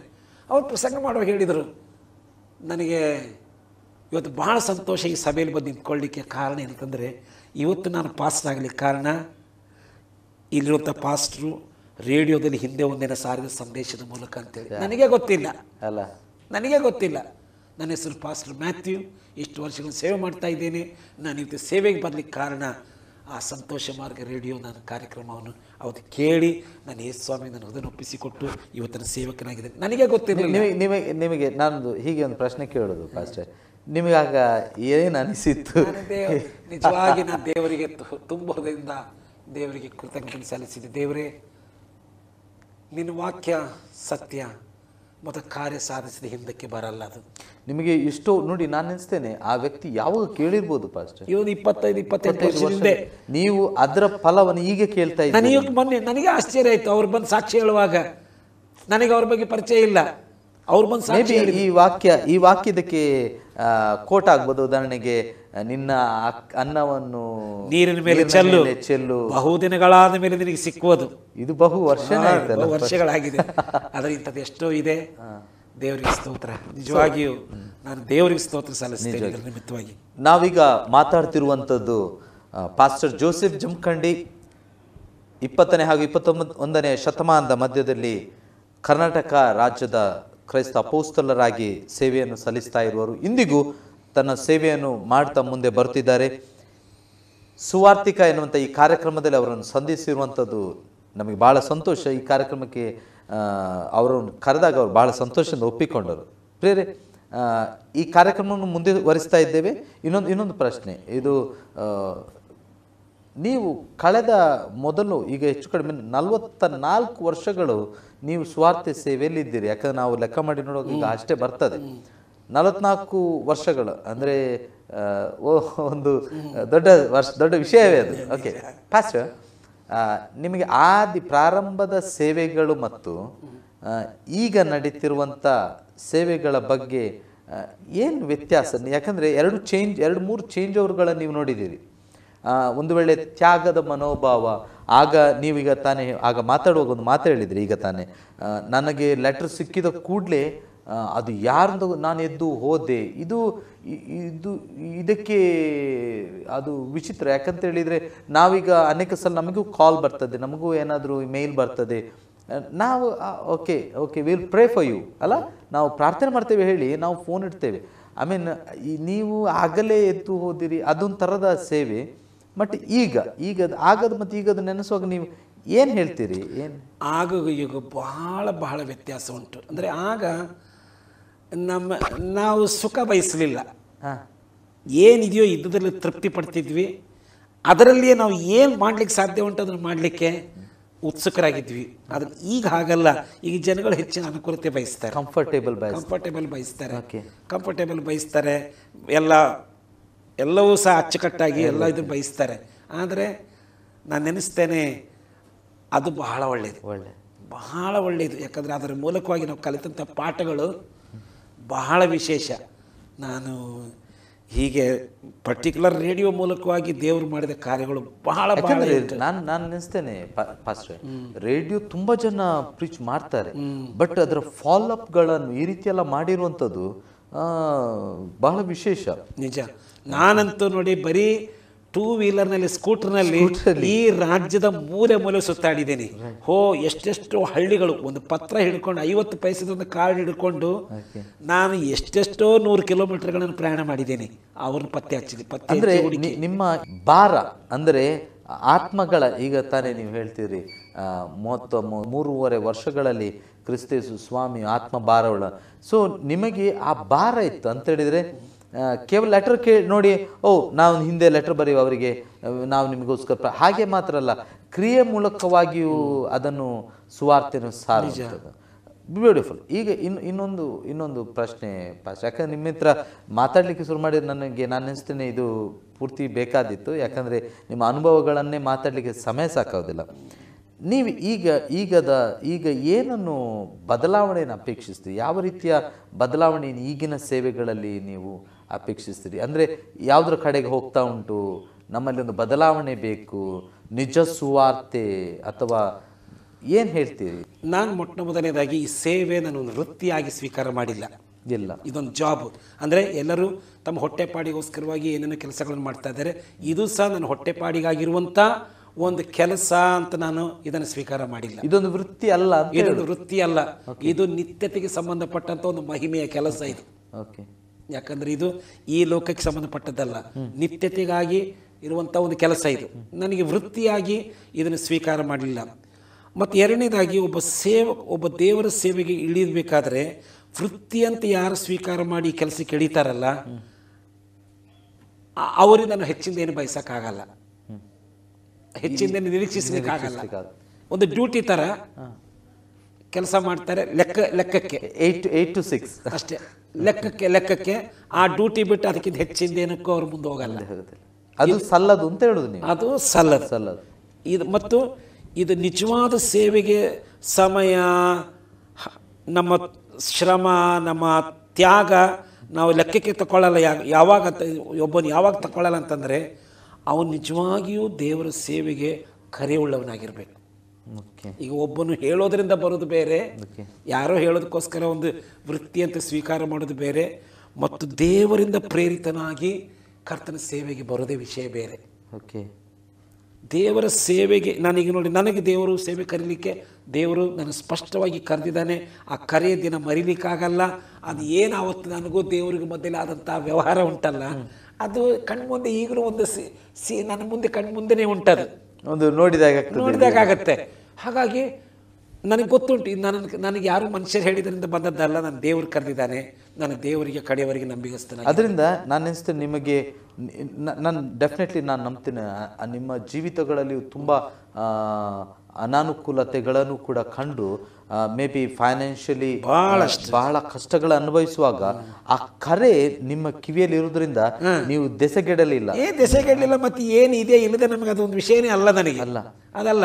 ನನಗೆಂದ್ರೆ ನಿನಗಿರುವಗಳಲ್ಲಿ ತೃಪ್ತನಾಗಿರು ಅಂದ್ರೆ ಕೇಳುತ್ತೆ. ಪರ್ಫೆಕ್ಟ್ ಕಾಲ್ ಅಥವಾ ಬಹಳ ಸ್ಪಷ್ಟವಾದ ಒಂದು ಕಾಲ್ ಇರುವುದಾದ್ರೆ ಚಿಂತೆ ಮಾಡಬೇಕು, ಏನಿದೆ ಏನಿಲ್ಲ ಯಾರು ಚಿಂತನೆ ಮಾಡಿ ಅಂತ ಒಂದು ಕರೆ ಇದ್ರೆ ಖಂಡಿತವಾಗಿ ಇವುಗಳ ಬಗ್ಗೆ ತಲೆ ಕೆಡಿಸ್ಕೊಳಕ್ ಹೋಗಲ್ಲ. ಈಗ ನೋಡಿ, ನಾನು ಇಡೀ ಉಡುಪಿ ಜಿಲ್ಲೆಯಾದ ಎಲ್ಲ ಈ ತಾಲೂಕುಗಳಲ್ಲಿ ಸೈಕಲ್ ಮೆಟ್ಟಿದ್ದೀನಿ. 12 ವರ್ಷ, 13 ವರ್ಷ ಹೋಗದೇ ಇರೋ ಗ್ರಾಮಗಳೆಲ್ಲ, ಹೋಗದೇ ಇರೋಂಥ ಸ್ಥಳಗಳಿಲ್ಲ. ಸೈಕಲ್ ಅದು ಒಂದು ಹಳೆಯ ಸೈಕಲಲ್ಲಿ ಅಷ್ಟು ವರ್ಷ ಓಡಾಡಿದ್ದೀನಿ. ಆಮೇಲೆ ಒಂದು ಹಳೆ ಲ್ಯಾಂಬಿ, ಆಮೇಲೆ ಮತ್ತೊಂದು ಸ್ಕೂಟ್ರು. ಈಗ ದೇವರು 4 ವೀಲರ್ ಕೊಟ್ಟಿದ್ದಾರೆ, ಸ್ತೋತ್ರ ಅಷ್ಟೇ. ಯಾಕಂದರೆ ನನಗೆ ಹೇಗೆ ನಾನು ಪ್ರಾರಂಭಿಸಿದ ನನಗೆ ಚೆನ್ನಾಗಿ ಗೊತ್ತಿದೆ. ಹಾಗಾಗಿ ನಾನು ದೇವ್ರನ್ನ ನಾನು ನಡೆಸಿದ ಹೆಜ್ಜೆಗೆ ನಾನು ಒಂದೇ ಸರಿಗೆ ಜಂಪ್ ಮಾಡಿ ಮೇಲೆ ಹೋಗಕ್ಕೆ ನಾನು ಇಷ್ಟಪಟ್ಟವನಲ್ಲ, ಒಂದೊಂದೇ ಮೆಟ್ಲು ಹತ್ತುತ್ತಾ ಬಂದವ ನಾನು. ಅಷ್ಟೇ. ಈಗಿನ ಯುವಕರಿಗೆ, ಯುವ ಪೀಳಿಗೆಗೆ, ಅಂದರೆ ನಾನು ಈಗ ಮುಂದಿನ ಮಾತಿನಲ್ಲಿ ಹೇಳಿಕ್ಕೆ ಹೋಗ್ತಾ ಇದ್ದೇನೆ, ಯುವಕರಿಗೆ ನಿಮ್ಮ ಒಂದು ಕಿವಿ ಮಾತು, ಅಂದರೆ ಸ್ವಲ್ಪ ಹೈಪರ್ ನಮ್ಮ ಯಮನಸ್ಥರು ಏನಿದ್ರು ಬಹಳ ವೇಗವಾಗಿ ಆಲೋಚಿಸದೆ ಅನೇಕ ಕಾರ್ಯಗಳು ಮಾಡುವ, ಆದರೆ ಈಗ ಬರುವಂಥ ಹೊಸ ಸುವಾರ್ತಿಕರು ಅಥವಾ ಒಂದು ದಿವಸ ನಿಮ್ಮ ಹಾಗೆ ನಮಗೆಲ್ಲ ಆಸೆ ಇದೆ ಒಂದು ದಿವಸ ನಿಮ್ಮ ಹಾಗೆ ನಾವು ಆಗಬೇಕು, ಸೇವೆಯಲ್ಲಿ ಅದೇ ಮನೋಭಾವದಿಂದ ಬೆಳೆದು ಬರಬೇಕು ಅಂತೇಳಿ. ಈಗಿನ ಮುಂದಿನ ಆ ಜನ್ರೇಷನ್, ಮುಂದೆ ಬರುವಂಥ ಯುವಕರಿಗೆ ನಿಮ್ಮೊಂದು ಕಿವಿ ಮಾತು ಏನನ್ನು ಒಂದು ಮಾತನ್ನು ಹೇಳಲಿಕ್ಕೆ ನೀವು ಇಷ್ಟಪಡ್ತೀರಿ? ನೋಡಿ, ಇವತ್ತಿನ ಯವನಸ್ಥರಿಗೆ ಅಡ್ವೈಸ್ಗಳು ತಕ್ಕೊಳ್ಳೋದು ಬಹಳ ಕಷ್ಟದ ಕೆಲಸ. ಯಾಕೆ? ಅದು ಯಾಕೆ ಅನ್ನೋದು ಗೊತ್ತಿಲ್ಲ. ಅವ್ರು ಯೋಚಿಸಿದಾರ, ಇವರಿಗಿಂತ ನಮ್ಗೆ ಗೊತ್ತುಂಟು, ಅವರಿಗೆ ಕಂಪ್ಯೂಟರ್ ಮಾಡ್ಲಿಕ್ಕೆ ಮುಟ್ಲಿಕ್ಕೆ ಗೊತ್ತಿಲ್ಲ, ನನಗೆ ಗೊತ್ತುಂಟು, ಈ ರೀತಿಯ ಭಾವನೆ. ಮತ್ತೆ ಅದೊಂದು ಕೆಟ್ಟ ಸಂಪ್ರದಾಯ ಅಂತ. ಮೊದಲನೇದಾಗಿ ಅವನು ದೇವರ ಕರೆ ಇರಬೇಕು, ಮತ್ತು ಯಾರೇ ಒಂದು ಅಡ್ವೈಸ್ ಕೊಟ್ಟರು ತಗೊಳ್ಳುವಂಥ ಹೃದಯ ಇರಬೇಕು, ಯಾರಾದರೂ ವಿಧೇಯತೆ ಬೇಕು.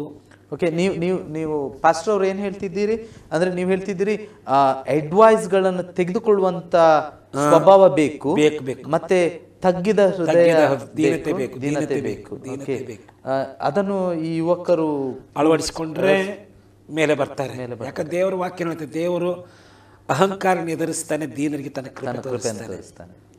ಮತ್ತು ನಾವು ದೇವರಿಗೆ ನಾವು ಸರಿಯಾಗಿ ನಡ್ಕೊಂಡ್ರೆ ದೇವರು ನಮ್ಮನ್ನು ತಕ್ಕ ಕಾಲದಲ್ಲಿ ಮೇಲಕ್ಕೆ ಎತ್ತಾನೆ ಅಂತ ಬೈಬಲ್ ಓದ್ತೇವೆ. ದೇವರು ನಮ್ಮನ್ನು ಮೇಲಕ್ಕೆ ಎತ್ತಬೇಕು. ಇವತ್ತಿನ ಜನರೇ ಮಾಡಿದ್ರೆ ತಾವೇ ಮೇಲಕ್ಕೆ ಜಂಪ್ ಮಾಡಿ ಹೋಗ್ಲಿಕ್ಕೆ ಹೋಗ್ತಾರೆ, ಕೆಳಗೆ ಬೀಳ್ತಾರೆ, ಹಾರ್ತಾರೆ, ಮತ್ತು ಕೆಳಗೆ ಬೀಳ್ತಾರೆ, ಹಾರ್ತಾರೆ, ಕೆಳಗೆ ಬೀಳ್ತಾರೆ. ದೇವರು ನನ್ನನ್ನು ಮೇಲಕ್ಕೆ ಎತ್ತಬೇಕು ಅಂತ ಅವಸರ ಜಾಸ್ತಿ. ಅದರಿಂದ ನೀವು ಹೇಳ್ತಿದ್ರಿ, ಮೊದಲು ಸೈಕಲಲ್ಲಿ ಹೋಗ್ತಿದ್ದೆ, ಮತ್ತೆ ಲ್ಯಾಂಬಿ ಬಂತು, ಮತ್ತೆ ಒಂದು ಸ್ಕೂಟರ್ ಬಂತು, ಈಗ 4 ವೀಲರ್ ಬಂತು. ನೀವು ಹೇಳುದು ಹಂತ ಹಂತವಾಗಿ ಅದು ಇರ್ಬೇಕು, ಒಂದೇ ಸಲಕ್ಕೆ ಏರುದಲ್ಲ. ನಾವು ಮನೆ ಮಾಳಿಗೆ ಹತ್ತಬೇಕಾದ್ರೆ ಇಲ್ಲಿಂದ ಅಲ್ಲಿಗೆ ಲಾಸ್ಟಿಗೆ ಒಂದೇ ಸರಿ ಕಾಲಿಟ್ಟು ಹೋಗ್ತೇನೆ ಅಂತ ಆಗತ್ತಾ? ಒಂದೊಂದೇ ಮೆಟ್ಲು ಹೋದ್ರೆ ನಮ್ಮ ಆರಾಮಾಗಿ ಹೋಗ್ಬೋದು. ನಿಜವಾಗಿ ದೇವರು ನಮ್ಮನ್ನು ಹಂತ ಹಂತವಾಗಿ ಮೇಲಕ್ಕೆ ತರ್ತಾರೆ. ದೇವರು ನಮ್ಮನ್ನು ಯಾವತ್ತೂ ಇದ್ದ ಸ್ಥಳದಲ್ಲಿ ಇರಾಕು ಬಿಡಲ್ಲ. ನಮಗೆ ದೇವರು ಕೊಟ್ಟ ಕೆಲಸಗಳು ನಂಬಿಗಸ್ತರಾಗಿದ್ದರೆ, 2 ತಲಾಂತ ಕೊಟ್ಟವನು 2 ತಲಾಂತವನ್ನು ಹೊಂದಿದನು, 2 ತಂದಾಗ ಅವನಿಗೆ ದೇವರು ಶಾಬಾಷ್ ಹೇಳಿದ. 5 ತಂದವನಿಗೆ 5 ತರವಾಗಿ ಶಾಬಾಷ್ ಹೇಳ್ತಾನೆ. ದೇವರು ನಮ್ಮನ್ನು ನಾವು ಮಾಡೋ ರೀತಿ ನೋಡಿಕೊಂಡು ನಮ್ಮನ್ನು ಗೌರವಿಸ್ತಾನೆ. ನಮ್ಮನ್ನು ಎಂದಿಗೂ ಆತನ ಕೈ ಬಿಡುವುದೇ ಇಲ್ಲ, ಖಂಡಿತ ಕೈ ಬಿಡಲ್ಲ. ಪಾಸ್ಟರ್, ಮೇ ಬಿ ಇದು ನನ್ನದು ಕಡೆ ಮಾತುಗಳ ಕಡೆ ಬರ್ತೇನೆ. ಪಾಸ್ಟರ್, ನನಗೆ ಬಹಳ ಸಂತೋಷ ಏನಂತ ಹೇಳಿದರೆ, ನಿಮ್ಮ ಮಗ ಬೆಳೀತಾ ಬರ್ತಿರುವಂಥದ್ದು, ಅಂದರೆ ಆತನ ಸೇವೆಯಲ್ಲಿ ತಾನು ತೊಡಗಿಸಿಕೊಳ್ಳುವ ರೀತಿ ನೋಡುವಾಗ ಭಾಳ ಸಂತೋಷ ಆಗ್ತದೆ. ಅನೇಕ ದೇವರ ಸೇವಕರುಗಳ ಮಕ್ಕಳು, ನಾನು ಕೂಡ ಒಬ್ಬ ದೇವರ ಸೇವಕನ ಮಗ. ಸೊ ನೀವು ದೇವರ ಸೇವಕರು, ನಿಮ್ಮ ಮಗ ಆತನು ಬೆಳೀತಾ ಬರ್ತಿದ್ದಾನೆ. ಸೇವೆಗಳಲ್ಲಿ ದೇವರು ಆತನನ್ನು ಬಹಳವಾಗಿ ಉಪಯೋಗಿಸ್ತಿದ್ದಾನೆ. ಮಾತ್ರ ಅಲ್ಲದೆ ಮಗಳು ಕೂಡ ನಾನು ಮೀಟ್ ಮಾಡಿದೆ, ಫಾರಿನಲ್ಲಿ ನಾನು ಅವರನ್ನು ಮೀಟ್ ಮಾಡಿದ್ದೆ. ಅವರ ಸೇವೆಯ ವಿಷನ್ ನೋಡೋಕೆ ಭಾಳ ಖುಷಿ ಆಯಿತು. ಫಸ್ಟ್ ನಿಮ್ಮ ಫ್ಯಾಮಿಲಿ ಬಗ್ಗೆ ಜಸ್ಟ್ ಸಂಕ್ಷಿಪ್ತವಾಗಿ ನಿಮ್ಮ ಸಂತೋಷ, ನಿಮ್ಮ ಅದರ ಬಗ್ಗೆ ಒಂದು ಮಾತು ಹೇಳ್ಬೋದು? ನಿಜವಾಗಿ ನನ್ನ ಕುಟುಂಬ ಜೀವಿತ ಸಂತೃಪ್ತನಾಗಿದ್ದೇನೆ. ದೇವರು ನನಗೆ ಪತ್ನಿ, 4 ಜನ ಮಕ್ಕಳಿದ್ದಾರೆ, 3 ಹೆಣ್ಣು ಮಕ್ಕಳು, ಒಬ್ಬನೇ ಗಂಡು ಮಗ. 3 ಮದುವೆ ಆಗಿದೆ, ಇನ್ನೊಬ್ಳು ಕಡೆಯವಳು ಮದುವೆ ಆಗಬೇಕಾಗಿದ್ದವಳಿದ್ದಾಳೆ. ಅದರ ದೇವರು ಇರುವಂಥ ಒಬ್ಬನೇ ಮಗನು ದೇವರ ಸೇವೆಗಾಗಿ ತನ್ನ ಒಪ್ಪಿಸಿಕೊಟ್ಟಿದ್ದಾನೆ. ಅದು ನಮಗೆ ಭಾಳ ಸಂತೋಷದ ವಿಷಯ. ಮತ್ತು ಎರಡನೇದಾಗಿ ಮಾತ್ರ ಅಲ್ಲದೆ ಆತನು ಬಹಳ ಒಳ್ಳೆ ಸೇವೆ ಮಾಡ್ತಿದ್ದಾನೆ. ನಮ್ಮ ಯಾರು ಒತ್ತಾಯಕ್ಕಾಗಿ ಆತನ ಸೇವೆ ಬಂದವನಲ್ಲ, ಮತ್ತು ನಾನು ಒತ್ತಾಯಪಡಿಸಿ ಸೇವೆಗಾಗಿ ತಂದವನೂ ಅಲ್ಲ.